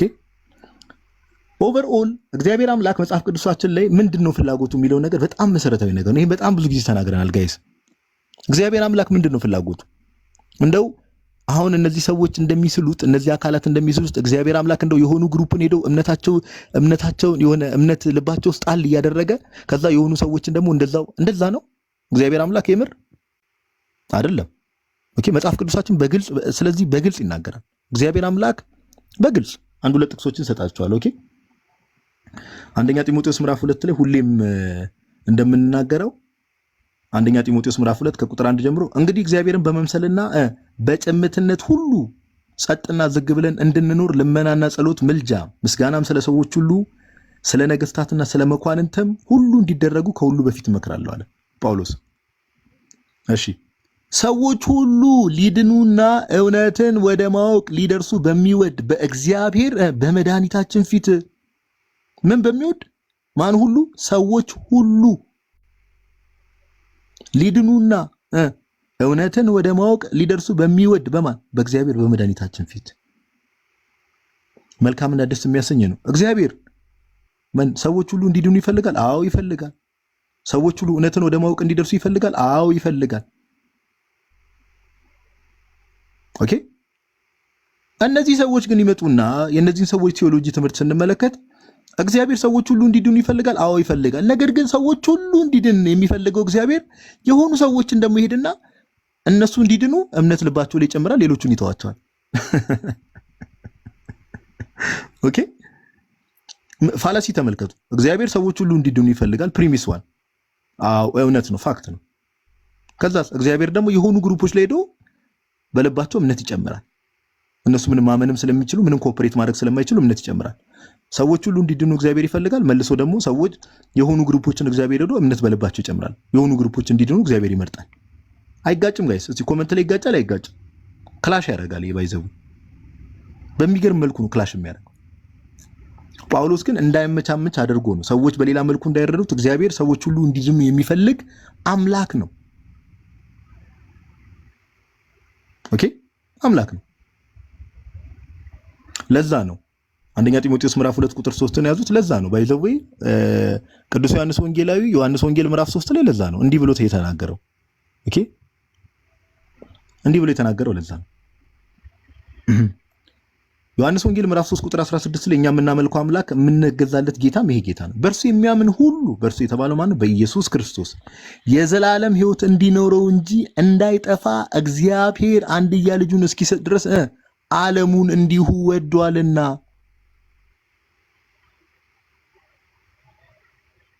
ማንን የወደደው? ዓለሙን እንዲሁ ወዷልና። እግዚአብሔር ዓለሙን እንዲሁ ወዶ ነው ልጁን የላከልን እግዚአብሔር አብ። እነዚህ ሰዎችስ እግዚአብሔር ዓለሙን እንዲሁ ወዷል። ነገር ግን ደግሞ መልሰው ደግሞ ለሆኑ ግሩፖች ሄደው እምነት ነገር ምንም ማድረግ ስለማይችሉ ኦኬ ምንም ፍቃድ ስለሌላቸው ኮርፖሬት ምንም መልካም ነገር ማድረግ ስለማይችሉ የሆኑ ሰዎችን ሴሌክት አድርጎ ልባቸው ላይ እምነት ጨምሯል እያሉን ነው። ይሄን በምንም ከመጽሐፍ ቅዱስ ላይ ከምናውቀው አምላክ ጋር የሚጋጭ ትምህርት ነው። የሚጋጭ ኦኬ የሚጋጭ ትምህርት፣ ቃል በቃል የሚጋጭ ትምህርት። እኛ የምናውቀው እግዚአብሔር እንደዚህ አይነት እግዚአብሔር አይደለም። አንድ ጥቅስ ልጨምራላችሁ እዚህ ሐሳብ ላይ ሁለተኛ ጴጥሮስ ላይ ባይዘው ይሄ የመጽሐፍ ቅዱሳችን ትምህርት ስለሆነ ሁለተኛ ጴጥሮስ ላይ ምዕራፍ 3 ቁጥር 9 ላይ እንደዚህ የሚል ቃል አለ። እንዲህ ላይ ለአንዳንዶች የሚዘገይ እንደሚመስላቸው ጌታ ስለ ተስፋ ቃሉ አይዘገይም፣ ነገር ግን ሁሉ ወደ ንስሐ እንዲደርሱ እንጂ ማንም እንዳይጠፋ ወዶ ስለእናንተ ይታገሳል ይላል። አያችሁ ምን ማንም እንዳይጠፋ። አሁን 3 ጥቅሶች ተመለከትን አይደል ጋይስ? 3 ጥቅሶች ኦኬ 3 ጥቅሶች ተመለከትን። ከቀደም ጀምሮ ያየናቸው ነገሮች ዋዲ የሚያነሳቸው ነገሮች 3 ጥቅሶች ተመለከትን። እግዚአብሔር አምላክ ሰዎች ሁሉ እንዲድኑ የሚፈልግ አምላክ እንደሆነ አንድ፣ እግዚአብሔር ዓለሙን እንዲሁ ወዷል። ዓለሙን ሲባል ዓለም ላይ ያሉ ሰዎችን በሙሉ እንዲሁ ወዷል። without any precondition ወዷል። እግዚአብሔር አምላክ ይወዳል ሁሉም። ለምን? የእጆቹ ፍጥረት ናቸው። ሁሉም ባይዘው ማንም ሰው ሆነ አሕዛብ በሉት ማን በሉት እግዚአብሔር አምላክ ሁሉም የእጆቹ ፍጥረት ናቸው። ሰዎች ሁሉ እንዲድኑ ይፈልጋል። ዓለሙን እንዲሁ ወዷል። እግዚአብሔር ማንም እንዲጠፋ አይፈልግም። እነዚህ ሰዎች ግን ይመጡና አይ የሆኑ ሰዎች ላይ ልባቸው ላይ እምነት ይጨምራል። የሆኑ ሰዎችን ሴሌክት አድርገው እነዛ ሰዎችን እንዲድኑ በቃ ቀድሞ ወስኗል ኦር ቀድሞ መርጧቸዋል ይሉናል። እኛ እንደዚህ አይነት አምላክ አናውቅም። ፎር ኖሌጅ እና ፕሪዴስቲኔሽን የሚባለው ነገር በእኛ ቤተክርስቲያን የተለያዩ ነገሮች ስለሆኑ ኦኬ አንድ የመጨረሻ ጥቅስ ላንሳላችሁና እጨርሳለሁ እኔ ኦኬ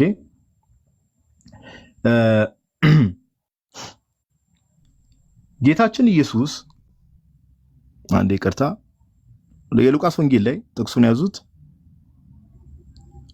ሉቃስ ወንጌል ላይ ኦኬ ካሜራውን አጥፍቻለሁ። አንዴ ላብራላችሁና አንድ ጥቅስ ላሳያችሁ። አሁን ይሄንን ምን አይነት ፋላሲ ጌታ ላይ እንደሚያመጣ ኦኬ የሉቃስ ወንጌል ምዕራፍ 19 ላይ ተመልከቱ ጋይስ። አሁን ቅድም እንዳነሳውላችሁ ማቴዎስ 23 ላይ እንዳለው ኢየሩሳሌም ሆይ ዶሮ ጫጩቶቿ እንደምትሰበስብ እናንተ ልሰበስብ መጣሁ፣ ወደድኩ አልወደዳችሁም እንዳለው እዚህ ጋር ጌታችን ኢየሱስ ክርስቶስ ምን የሉቃስ ወንጌል ምዕራፍ 19 ላይ ከቁጥር 41 ጀምሮ አንድ ቃል አለ ኦኬ ወደ ኢየሩሳሌም ሲቀርብ ማለት ነው። ሲቀርብም አስተውሉ ጋይስ፣ ሲቀርብም ከተማይቱን አይቶ አለቀሰላት። የኛ ጌታ ከተማይቱን አይቶ ምን አለላት? አለቀሰላት። እንዲህ ያለ ለሰላምሽ የሚሆነውን በዚህ ቀን አንቺስ እንኳን ብታውቂ፣ አሁን ግን ከዓይንሽ ተሰውሯል። ወራት ይመጣብሻልና ጠላቶችሽም ቅጥር ይቀጥሩብሻል፣ ይከቡሻል፣ በየበኩሉም ያስጨንቁሻል እያለ ይቀጥላል።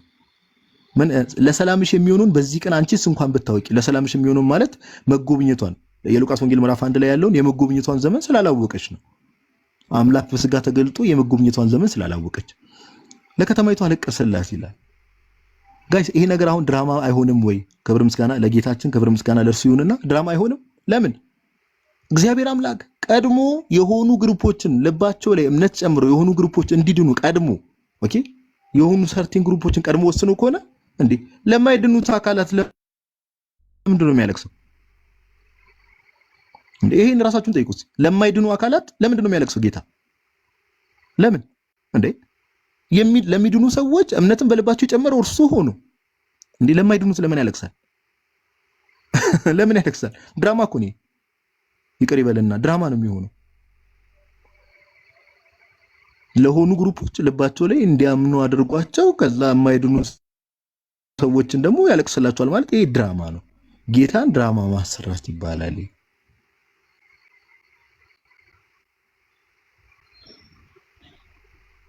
ስለዚህ እኛ የምናውቀው ጌታ ግን ሰዎች ሲጠፉ ራሱ ይሄው ለሚጠፉት ላልተቀበሉት ራሱ ከተማይቱን አይቶ አለቀሰለት ይላል። ጌታ ለሚጠፉትም በዚህ ልክ የሚራራ ጌታ ነው እኛ የምናውቀው። አንዱ ጌታ የሁሉ ጌታ ነው።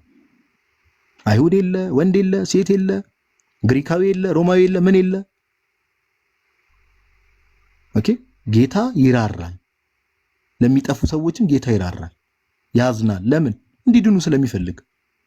ነገር ግን ከዛኛው ትምህርት ጋር ያንን ትምህርት እንግዲህ እነዚህ ወገኖቻችን የሚያስተምሩትን ትምህርት እንደዚህ አይነት ጌታ እኛ አናውቅም። ይሄን ለማለት ያክል ነው። ይቅርታ ካረዘምኩት በጣም ይቅርታ። እግዚአብሔር ያክብርልኝ።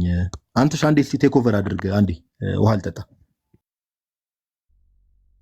እሺ እኔም ግን ልጆች እንትን ያሉብኝ ስለሆነ እዚህ ዮሐዴ ብትቀጥል ይሻላል። አንተ ቀጥል ዮሐዴ። አይ ቴክ ኦቨር አድርግ ያልኩህ እኮ ማኔጅ ማድረጉን ነው። ማኔጅ እኮ ቀጥል። አይ ቲንክ ከልጆች ጋር ነው መሰለኝ። እሺ ቃሌ ታሰማልን ጋዲሻ። አሪፍ ነው። አረዘመው። እውነት ለመናገር ቱ ፖይንት የሆኑ ጥቅሶች ናቸው እና ያዟቸው። በጣም መሰረታዊ ነገሮች ናቸው እና አሁን በደንብ አስተውላ ጋዲ ሲናገር ስለኛ አምላክ አይደለም። እነሱ እንደሚሉት የምርም ከሆነ እግዚአብሔር እንደዚህ ብሎ የተናገራቸው ነገሮች ሲምስ በቃ የሆነ አክቲንግ ነው የሚመስለው። ኦኬ ግን እውነተኛው አምላክ ግን ሁሉንም ፍቅር ነው። ፍትሃዊነቱ እንዳለ ሆኖ የፍቅር አምላክም ጭምር ስለሆነ ሁሉንም ይወዳል። ፍትሃዊ ነው ሲባል ደግሞ ሰውን ኮኦፕሬት እንዲያደርግ ወይም ደግሞ እንደው ዝም ብሎ ሰው የሞተ አድርጎ እንዲያድነው አልወደደም። በነገራችን ላይ እግዚአብሔር እኮ እነሱ እንደሚሉት የሆነ ማድረግ የማይችል የሆነ ችሎታውን እኮ እየተቃወምን አይደለም።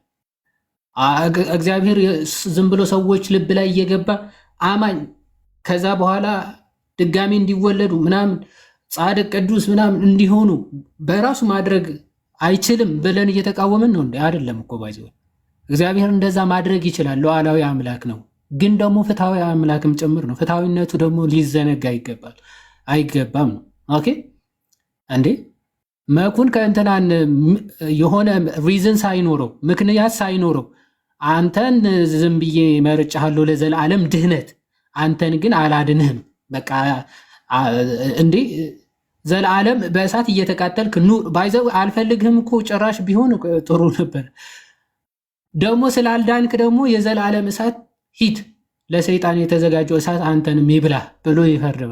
ምን አድርጉ ማለት መዳን አይችል መፈለግ አይችል ይህን ሁሉ ማድረግ አይችል ራሱ ልቡ ካልቀየረው ራሱ ማድረግ የማይችለው ነገር እንዴት እንደዛ ብሎ ይፈርድበታል ተብሎ እየተነሳ ነው። እና ምናልባት መኩ የተወሰነ ሀሳብ እዚህ ላይ ስጥና ከዛ ናቱ አለ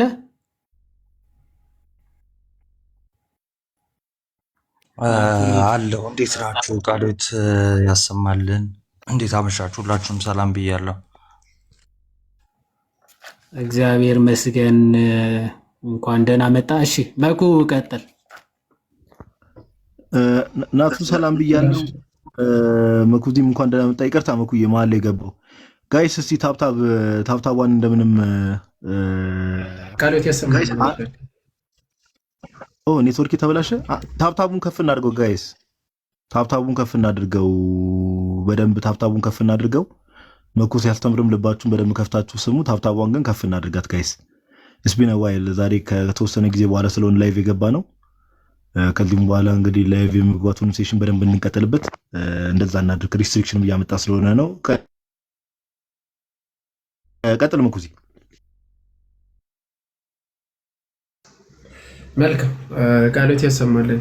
ጋዲ ዋድም ብዙ ነጥብ ተነስቷል። እንግዲህ ማለት ያልተነሳ ያው የተወሰነ እንትን ለማንሳት ብቻ ነው። እሱ ምንድን ነው? ከዚህም በፊት እንግዲህ ታውቋላችሁ ፕሮቴስታንቶች በምንድን ነው አንድ ነን የሚሉት?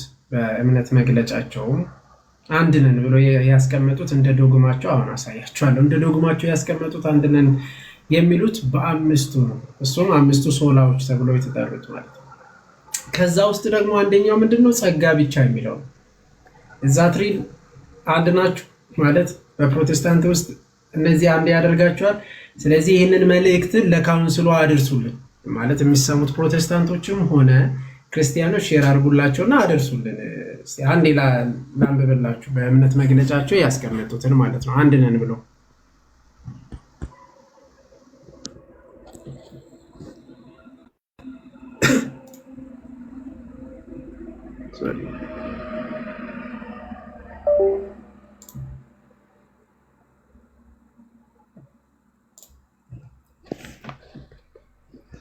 ኦኬ ታያላ ጋዲ ይታያል። እሺ መልካም። ያው እንደምትመለከቱት እንግዲህ ያው አርማቸውን ያስቀመጡት እንግዲህ የካውንስሉ አርማ ነው። ይሄ አንድ ነን ብሎ ያመጡት ነው። አንድ ነን ከሚሉትም ደግሞ ይህንን አስቀምጧል። ግን በአስተምህሮ ስቲል ልዩነት እንዳላቸው ይሄ የተለያየ ቅርጻ ቅርጽ ያለው በአስተምህሮ ልዩነታቸውን የሚገልጽ ነው። ኦብቪየስሊ ይሄንን እንትን አላልኩም። የተለያዩ ቀለማቶች መተማመን፣ ኃላፊነት፣ ግልጽነት እና የጋራ ስርዓት መፍጠርን ያመለክታል ብሎ ከላይ ግን የመደቡ የተያያዘበት ማለት ነው የተለያዩ እድሜና አስተምህሮ ያላቸው ቤተ እምነቶችና ህብረቶችን የያዘ መሆኑን ለመግለጽ ነው።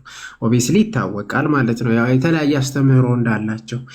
ግን ደግሞ ዛት ሪል ማለት በዶግማቸው አንድ ናቸው። እዚህ ጋር ስንመጣ በዶግማቸው ደግሞ ምን ይላሉ መሰላችሁ? በዚህ መሰረት ካውንስሉ አምስቱ ተመልከቱት፣ አምስቱ ብቻዎችን በመባል የሚታወቁትን መጽሐፍ ቅዱስ ብቻ፣ ክርስቶስ ብቻ፣ በጸጋ ብቻ፣ በእምነት ብቻና በእግዚአብሔር ክብር ብቻ እንዲሁም ከእነርሱ ጋር የሚጠቀሱ የአማኞች ሁሉ ክህነት የተባለው አስተምህሮ ይቀበላሉ።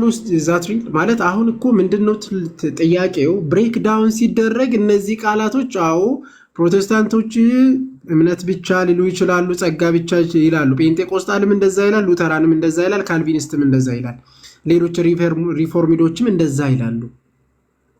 ልክ ነው፣ እንደዛ ይላሉ፣ ብቻ ይላሉ። ግን ብሬክዳውን ሲደረግ እያንዳንዱ ትምህርት አንድ ናቸው ወይ? አንድ አይደለም። ጸጋ ብቻ በሚለው አንደኛው ምንድን ነው የሚያምነው?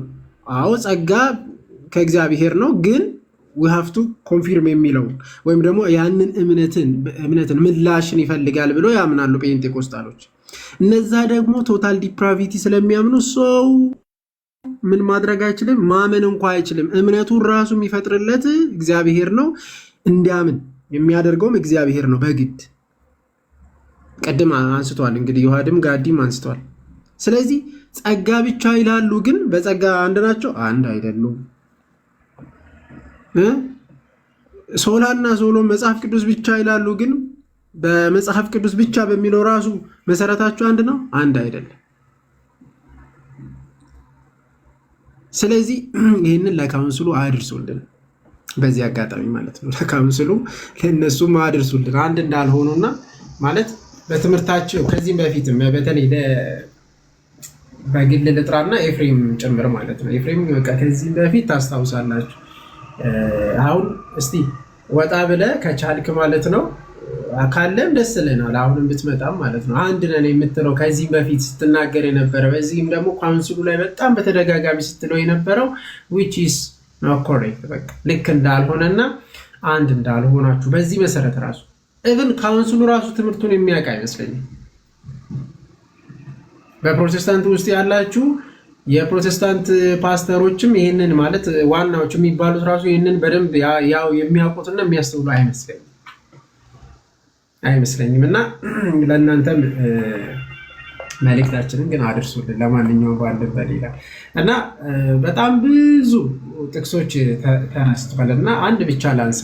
ማለት ቶታል ዲፕራቪቲ ነፃ ፍቃድ የለንም በሚለው ማለት እኛ ነፃ ፍቃድ የለንም አለ። በነገራችን በትንቢትም ተነግሯል። ማለት እንደ ትንቢት ተነግሯል። አክቹዋሊ ጌታችን ኢየሱስ ክርስቶስም ቃል በቃል ተናግሯል። ከዛም በፊት ግን ለማን ነው እስቲ መጽሐፍ ቅዱስ የተጻፈው? መጽሐፍ ቅዱስ ለምንድን ነው መጽሐፍ ያስፈለገው? መጽሐፍ ቅዱስ ለማን ነው የተጻፈው?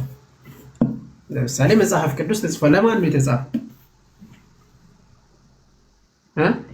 ማለት ለተመረጡት ወይስ ለዓለም ሁሉ ነው የተጻፈው? ለሁሉም ነው የተጻፈው። ለተመረጡት ከተባለ ለምሳሌ ተመርጠው ወንጌል ያልደረሳቸው የት ነው የሚገቡት? ማለት ወንጌል አልደረሳቸውም እነዛ ሰዎች ጋር እንዴት ነው ተመርጠው ሳይሰሙ ይድናሉ ማለት ነው? ግን ጌታ ኢየሱስ ክርስቶስን ሳይሰሙ ኦልሬዲ ይድናሉ። ወንጌል ግን ለማን ነው የተጻፈው? ለዓለም ሁሉ ነው የተጻፈው። ይሄ ፊክሽን አይደለም፣ እውነት ነው የያዘው። ጌታ ኢየሱስ ክርስቶስም የተናገረው እውነትን ነው። ማለትም ለዓለም እውነትን ለመናገርና ኑ ወደ እኔ ለማለት ነው። ወደ ገዛ ወገኖች የመጣው እነሱ አልተቀበሉኝም አለ። ካልተቀበሉ ነፃ ፍቃድ አላቸው ማለት ነው። እና ድራማ እውነትም ሎቱ ስብሐት ድራማ እየሰራ ነው ማለት ወደ ገዛ ወገኖች መጣው አለ። ኦኬ አልተቀበሉኝም አለ ጌታ ኢየሱስ ክርስቶስ። አልተቀበሉኝም። ክርስቶስን ካልተቀበሉት ነፃ ፍቃድ አላቸው እና ቀድሞ መርጧቸው እና አልተቀበሉኝም የሚል ቢሆንማ ይሄ ድራማቲክ ነው የሚሆነው ማለት ነው። ድራማቲክ ይሆናል። ስለዚህ ወንጌል ለዓለም ሁሉ ነው። ለዓለም ሁሉ ሂዱ ማለት በወንጌል ውስጥ ያለው ለዓለም ለፍጥረት ሁሉ ስበኩ ነው የተባለው። እንደውም ለፍጥረት ብሎ ነው የተናገረው። ለሰው እንኳን ለፍጥረት ሁሉ ነው የተባለው። ጀስት ዊ ነው ለዓለም ሁሉ ማለት ለሰው ልጆች ሁሉ መሆኑን እንረዳለን እኛ ክርስቲያን። ስለዚህ ከዚህ አንጻር ምንድነው እያልን ያለ ነው? ወንጌል ለዓለም ሁሉ ነው። ጌታ ኢየሱስ ክርስቶስ ለዓለም ሁሉ ነው የመጣው። በብሉይ ኪዳን ውስጥ አንድ ጥቅስ ላንሳላችሁ።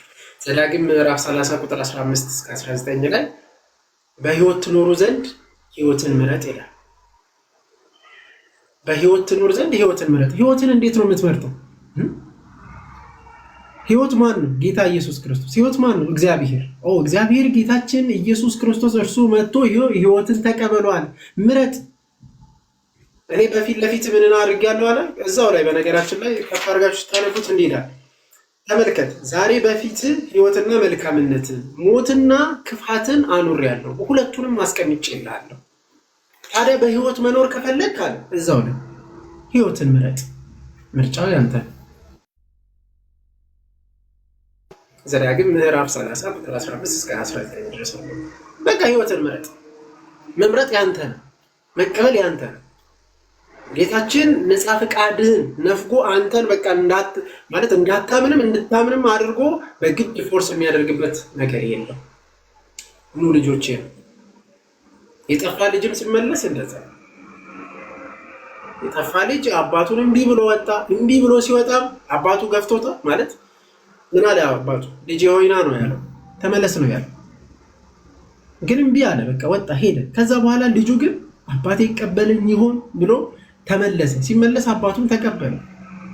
ጌታ ኢየሱስ ክርስቶስ ወደ ጠፉ በጎችም መጣ።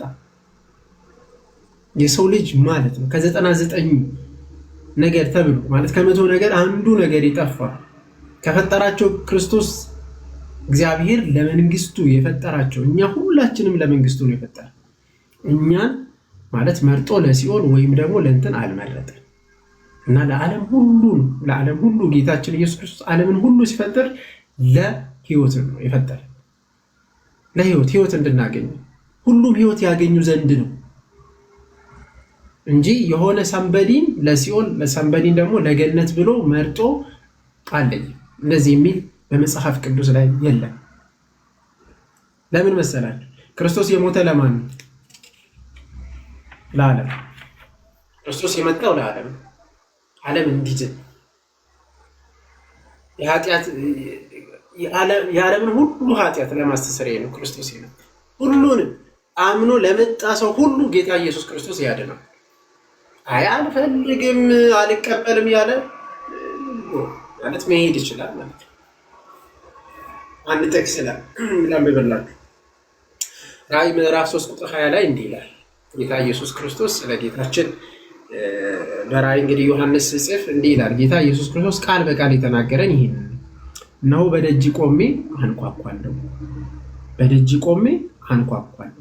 ማንም ድምፄን ቢሰማ መስማት ከኛ ነው።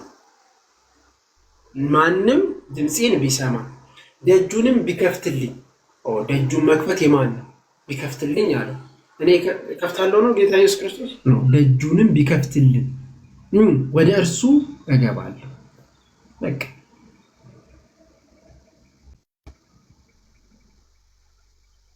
ስለዚህ ማንም ቢመለስ ወደ እግዚአብሔር ቢመለስ እግዚአብሔር ያድነዋል።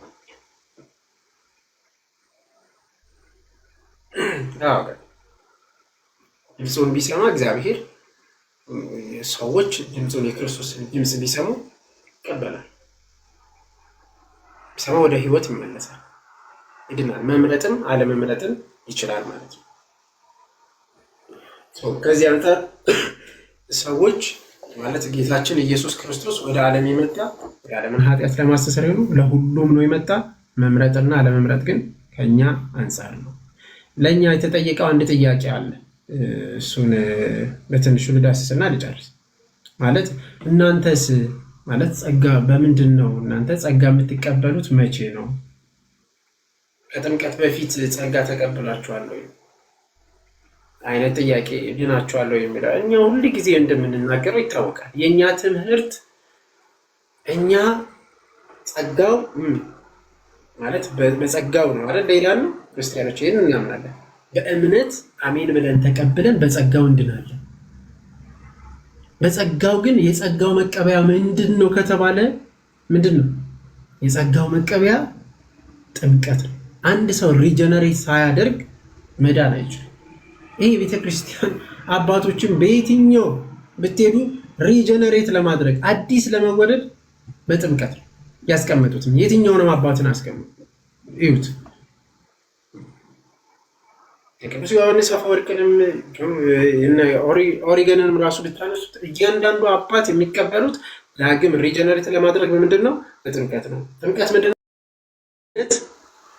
በጸጋው ማለት እኛ አምነን በጸጋው ድነናል።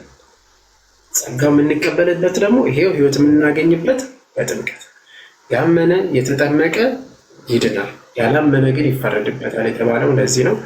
ዜና ክብርልን መኩዚ እናመሰግናለን። እግዚአብሔር ያክብርልን፣ ቃሎት ያሰማልን። ብሮስኪ ጥሩ ማብራሪያ ነበር። እናመሰግናለን ፓፓ፣ እግዚአብሔር ያክብርልን። እሺ ጋይስ፣ ያው አሁን ዛሬ ያው 5 ሶሎዎች ብለን ገባን እንጂ ያው በዋናነት ፎከስ ያደረግነው ያው ጸጋ ብቻ የሚለው ትምህርት ላይ ነበረ። ከቅድም ጀምሮ ሐሳብ ሲሰጥ የነበረው ምን አልከኝ አንተ?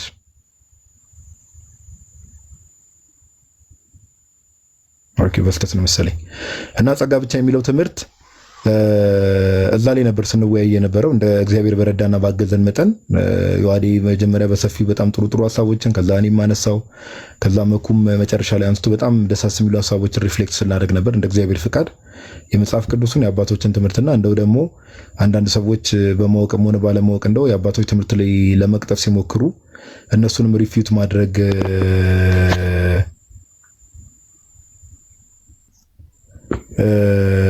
ግድ ስለነበረ በዛ መልኩ ነገሮችን አዲስ አድርገናል። ያው ከ2 ሰዓት ጀምሮ ኦልሞስት ላይቭ ነበር እንደምታውቁት። ሜቢ እዚህ ጥያቄ ላይ ወይ ደግሞ ይህንን እምነት ያለው ሰው ካለ ወይ ደግሞ ስፔሻሊ የሉትራኖችን የሪፎርምዱን ሳይድ ይህን እምነት ያለው ሰው ካለ ሰው ምንም ከሱ የሚጠበቅ ነገር የለም። ላይክ በቃ ሙት ነው፣ ላይክ ሊትራሊ ሮቦት ነው እና እግዚአብሔር ነው በቃ ባይ ዲፎልት እንዲያምንም የሚያደርገው እግዚአብሔር ነው። አይነት እምነት ያላችሁ ሰዎች ወይ ደግሞ ሰው ነፃ ፍቃድ በተለይ ወደ ህይወት ለመምጣት ነፃ ፍቃድ የለውም፣ ያን ኬፓብል አይደለም፣ ከእግዚአብሔር ጋርም ኮኦፐሬት ማድረግ አይችልም ብላችሁ የምታምኑ ሰዎች ካላችሁ ገዝት መላክ ትችላላችሁ። ካልሆነ ያው ነገ በዓል ስለሆነ ዛሬም ሰው በዓል ላይ ስለዋለ መዝሙራችንን ሰምተን እኛ ላይቭን የሚጨርስ ይሆናል። ግን ጥያቄ ያላችሁ ሰዎች አንድ ቁጥር ወይ ደግሞ ይሄን እምነት የምታምኑ ሰዎች ገብተን ማውራት እንፈልጋለን የምትሉ ሰዎች አንድ ቁጥር መጻፍ ትችላላችሁ። እድል ስጥ።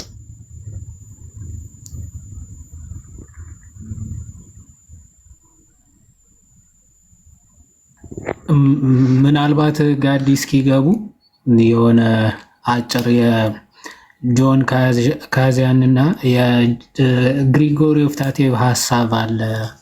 በጣም አሪፍ አድርገው የሚያነሱት ይሄ ግሬስ ኤንድ ዊል ኮኦፕሬት አደረጉ ሲባል የሆነ አንዳንዶቹ 50-50 ጸጋ ሲደመር እንደዚህ ምናምን አይነት ነገር እያሉ ለመቀለድ ምናምን የሚሞክሩ ሚስኪኖች አሉና ጆን ካዚያን ኦን ኮንፈረንስ መጽሐፉ ስለ እንደዚህ ሀሳብ በደንብ ያብራራል። ይሄ 13ኛው ኮንፈረንስ ቻፕተር 2 ጀምሮ ምናምን በጣም አሪፍ አድርጎ ያብራራዋል። እና እንዴት ነው ምሳሌ የሚሰጠው? እስከዚያ ግቡ። እሺ እንደዚህ ሀሳብ ያላችሁ ላኩ፣ አንድ ቁጥር ምናምን ጻፉ። እንዴት ነው የሚያብራራው? አንድ ገበሬ አለ። ለምሳሌ ገበሬ ተነስቶ ቆፍሮ አርሶ አለስልሶ ዘርቶ ኦኬ፣ ከዛ በኋላ የእግዚአብሔር ጸጋ ከሌለው ፍሬ ሊያፈራለት ይችላል? የለፋው ሁሉ ሊያድግለት ይችላል? ምንም ሊያመጣ አይችልም። ዝናብ እግዚአብሔር አዝንቦ ፀሐይ አውጥቶ አብስሎ አሳድጎ እግዚአብሔር ካልባረከለት በስተቀረ ምንም ከራሱ ምንም ሊያመጣ አይችልም። ይሄ ሰው ማለት ነው። ወጥቶ ዝም ብሎ እንደው ስለለፋ ስለወጣ ስለወረደ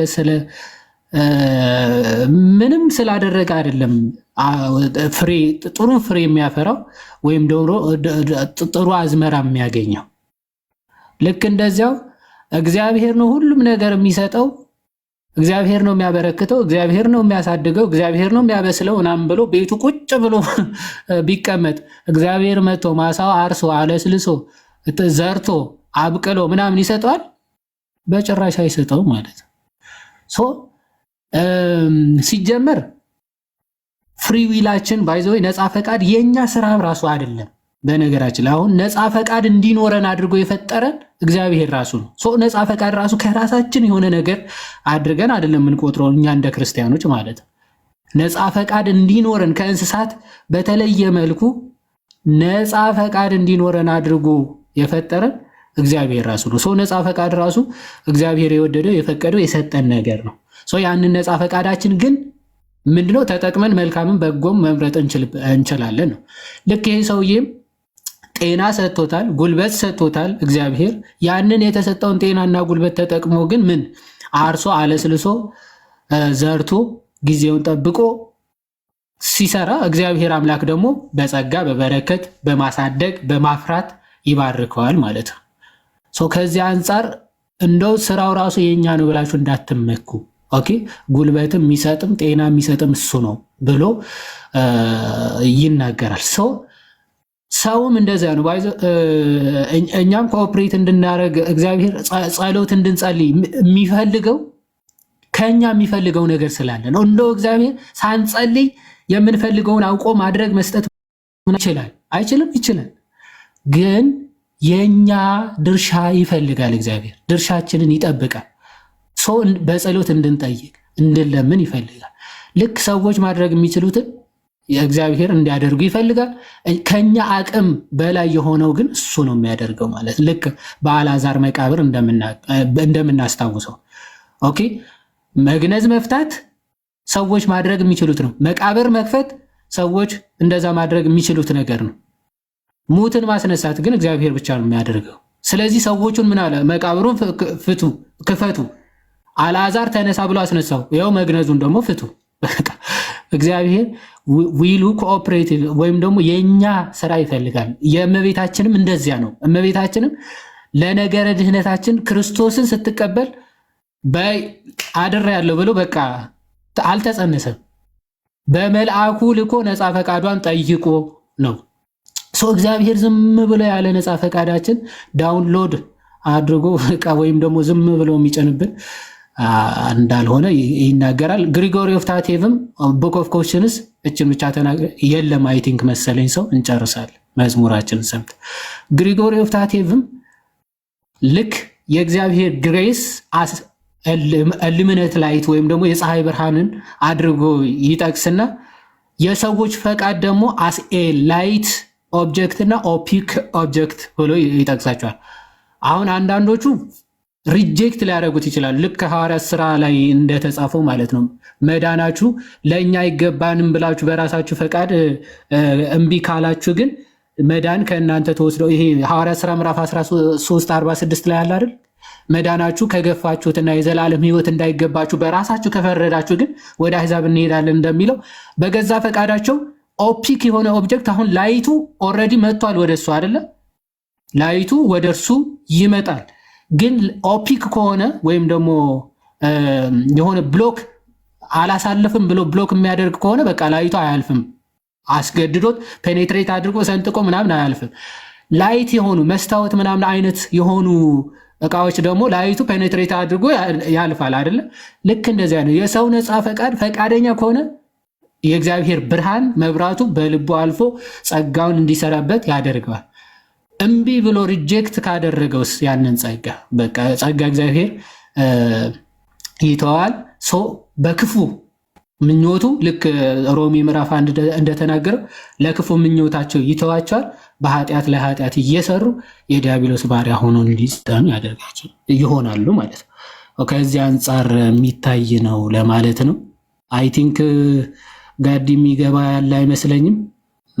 መዝሙራችንን ሰምተን አይ ዶንት ቲንክ ሶ የምትጨምረው ሀሳብ ካለ ጨምረን እንጨርስ። አይ ቃልዮት ያሰማልን ነው አዲዬ ቃልዮት ያሰማልን። በዋናነት ያው ዛሬ እንደው ዝም ብለን አምስቱ ሶላ ብለን ገባን እንጂ ያው ጸጋ ብቻ ነው ዛሬ ሰሞኑንም ሲኬድበት የነበረው በሰፊ እሱ ሐሳብ ነው እና ግን ያው መልስ የሚፈልጉ ነገሮች ስለነበሩ አባቶችን ሚስ ኢንተርፕሬት የማድረግ ነገር ሚስ ሪፕሬዘንት የማድረግ ነገር አንዳንድ ሰዎች ኢቭን ሁላ አንተ ሺ ፊው ሪሜምበር የሆነ ጊዜ የእንትንም ልከልኝ ነበር አልጭራሽ ኢግናሺየስ ኦፍ አንቲዮክንም ለመጥቀስ የሞከሩ ሰዎች ነበሩና ኤኒዌይስ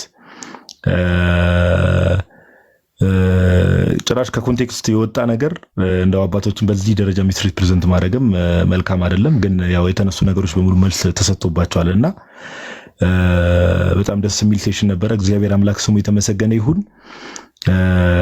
ኦቨርኦል ምንድነው ዋናው ሐሳብ ያው መዝሙር እንሰማለን። ጋይስ ታብታቧን ከፍ አድርጓት እሺ። ሰው እኛ ቤት እንኳን ያው እኛ ቤት ቆየኩ እኛ ቤት ሰው መግባት አቁሟል። ግን ምንድነው ኦቨርኦል እኛ የምናመልከው አምላክ የምንገዛለት ጌታ ሁሉንም የሚወድ ነው። ኦኬ ሁሉንም የሚወድ ሁሉንም ኦኬ። አሁን በጣም በሚያስቅ ሁኔታ ጋይስ እንደዚህ የሚሉ ሰዎች እግዚአብሔር በሰዎች ልብ ውስጥ እምነትን ይጨምራል የሚሉ ሰዎች ሰውን ራሱ ባይዘው የሆነን ሰው ሄደው ጌታ ይወዳል ብለው መናገር አይችሉም። ታውቃላችሁ አይደል? አይችሉም።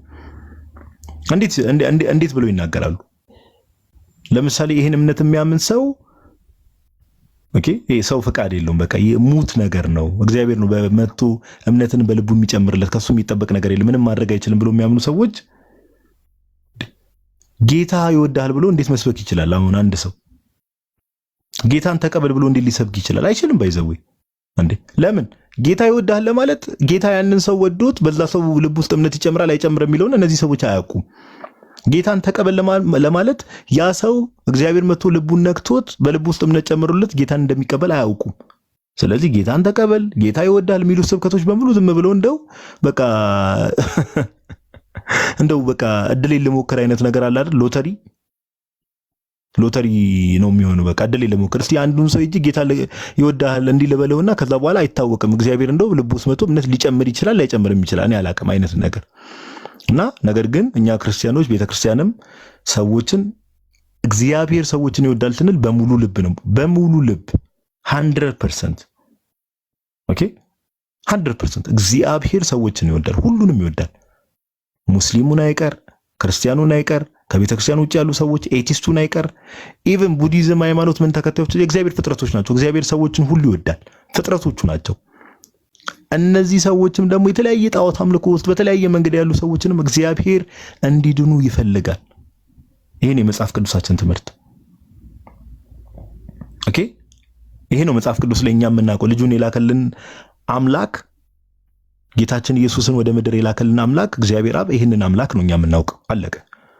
ስለዚህ ከዚህ ውጪ የሆነ ነገር ምንድነው? ልዩ ወንጌል ነው ማለት ነው። ጳውሎስ ገላትያ ምዕራፍ 1 ላይ እኛም ብንሆን ማንም ሰው ቢሆን የሰማይ መልአክ ቢሆን እኛ ከሰበክንላችሁ ወንጌል የተለየ ወንጌል ቢሰብክ የተረገመ ይሁን ብሏል ጳውሎስ። ይሄ ሌላ ወንጌል ነው። ነገር እግዚአብሔርን የሚያፋልስ ሌላ ወንጌል ነው ባይዘው ይበቃ። ስለዚህ የእግዚአብሔርን ፍትሃዊነት እግዚአብሔር ፍትሃዊ ነው፣ እግዚአብሔር እውነተኛ ዳኛ ነው፣ እግዚአብሔር ፍቅር ነው፣ እግዚአብሔር ሩሩ ነው፣ እግዚአብሔር አዛኝ ነው የሚሉ ነገሮችን በሙሉ በዜሮ የሚያባዛ ትምህርት ነው። ኦኬ ትምህርት ነው። ስለዚህ ከእንደዚህ አይነት ትምህርት መራቅ ያስፈልጋል፣ ራስን መጠበቅ ያስፈልጋል። ኦኬ እውነተኛውን አምላክ ፍቅር የሆነውን አምላክ ማወቅ ያስፈልጋል ለማለት ያክል ነው። ለማንኛውም የሚገባም ሰው ስለሌለ ያው ሐሳቦች በጣም ጥሩ ሐሳቦች ከቀደም ጀምሮ ስፔሻሊ ይሄ ሶላ ግራሻ የሚለው ትምህርት ላይ ጸጋ ብቻ የሚለው ትምህርት ላይ ብዙ ሐሳቦችን ስናነሳ ስለነበረ አንድ መዝሙር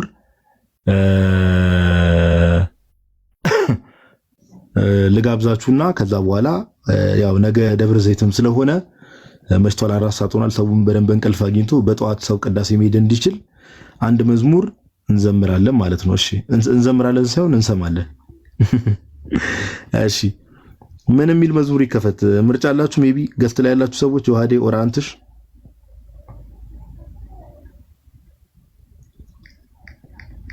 እንትን የሚለው መዝሙር እንስማው እንዴ? መድኃኒዓለም የሚለውን አዲሱ መዝሙሩን ያቢል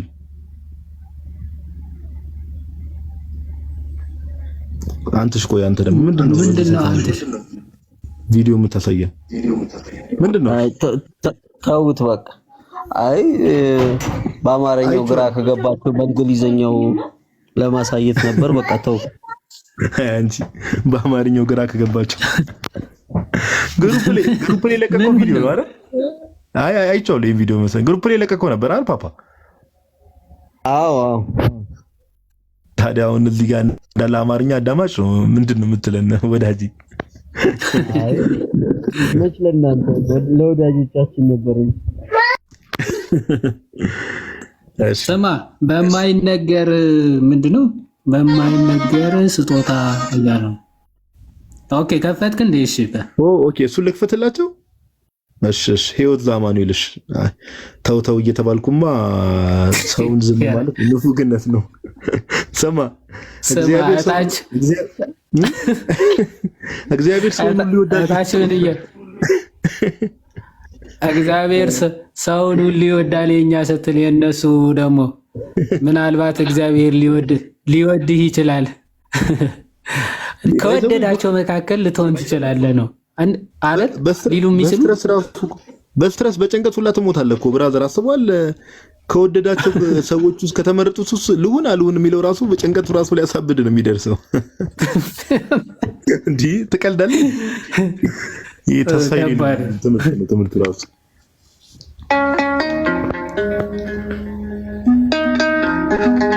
ይሰማል።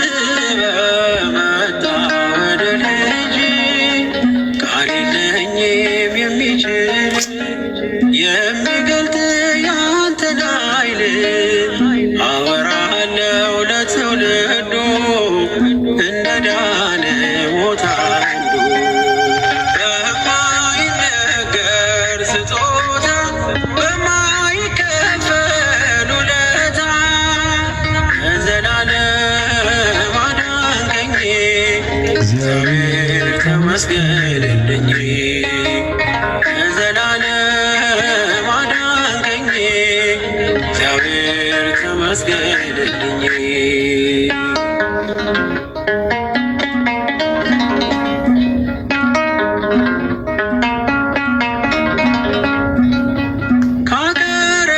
ካቀረቀርኩበት ከኃጢአት ሸለፈት ገዛህ በዋጋ አስፈሪው ልትነካ አሁን ባንተ ነፃ ነኝ እሱም ሸክሜ ቀሎልኝ ማዳንን አወጃለሁ ቀን አርገኝ ቀን ስራዬ በማይነገር ስጦታ በማይከፈል ውለታ ከዘላለም አዳንከኝ እግዚአብሔር ተመስገንልኝ ከዘላለም አዳንከኝ እግዚአብሔር ተመስገንልኝ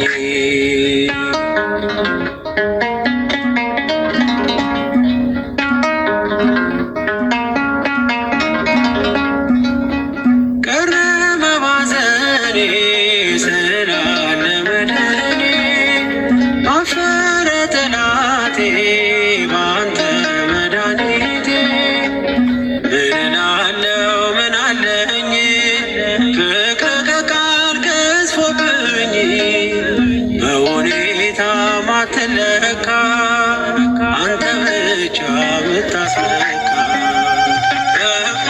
በማይነገር ስጦታ በማይከፈል ውለታ ከዘላለም አዳንከኝ እግዚአብሔር ተመስገንልኝ ከዘላለም አዳንከኝ እግዚአብሔር ተመስገንልኝ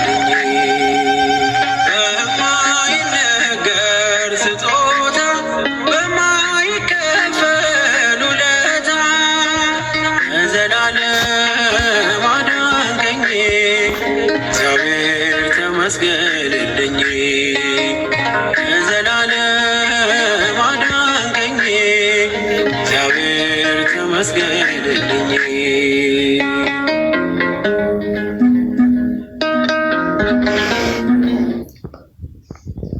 እሺ እግዚአብሔር የተመሰገነ ይሁን። በጣም ደስ የሚል ዝማሬ ነበረ። ለመዝሙሩም ሪኮመንድ ላደረጋችሁን አካላት ትላለ እናመሰግናለን። እግዚአብሔር ያክብርልን። በጣም ደስ የሚል መዝሙር ነበረ። ያው እናንተ ሰዎች ዛሬ ያው የአባታችን የአቡነ ገብረ መንፈስ ቅዱስ ይቅርታ ዓመታዊ ክብረ በዓል ነበረ። ነገ ደግሞ ደብረ ዘይት ነው። የዋዴ ቅድም እንዳለው እቺን ቤተክርስቲያን ምን ያህል በቃ አሁን እያንዳንዱ የጾም ጊዜ ላይ ሙሉ 50 ምናምኑን ቀን ምን ያህል ነገረ ክርስቶስ እንደሚሰበክ በጣም የምትገርም ቤተክርስቲያን ናትና እግዚአብሔር የተመሰገነ ይሁን። እቺን ቤተክርስቲያን የሰጠን ጌታ የተመሰገነ ይሁን። በዚህ ቤተክርስቲያን እንድንጸና ደግሞ እርሱ ይርዳን ያግዘን። ሌሎችም እንደዚህ ደግሞ ከቤተክርስቲያን ውጭ ያሉ ሰዎች ደግሞ የእውነት ሙላት ወዳለባት ቤተክርስቲያን እንዲመጡ ጌታ ይርዳቸው። በነገር ሁሉ ጌታ ይርዳቸው። ማስተዋልን፣ እርዳታን፣ እገዛን እሱ ይስጣቸው። ለነበረን ቆይታ በሙሉ እናመሰግናለን። ሁላችሁም የዋዴ ቃለ ሕይወት ያሰማልን፣ አንተሽም ቃለ ሕይወት ያሰማልን። እግዚአብሔር ያክብርልን። እናመሰግናለን። እናንተ ሰዎች የምትሉት ነገር ካለ እንትን በሉና በቃ ሌትስ ትላል። ጋዲ በጣም እናመሰግናለን። እግዚአብሔር ይስጥልን። አንተም ቤትም ስለከፈትክ ቃለ ሕይወት ያሰማልን እና ታች ደግሞ ታብታብ ምናምን እያደረጋችሁ የነበራችሁ ወንድሞችም ሁሉ እግዚአብሔር አምላክ ይስጥልን።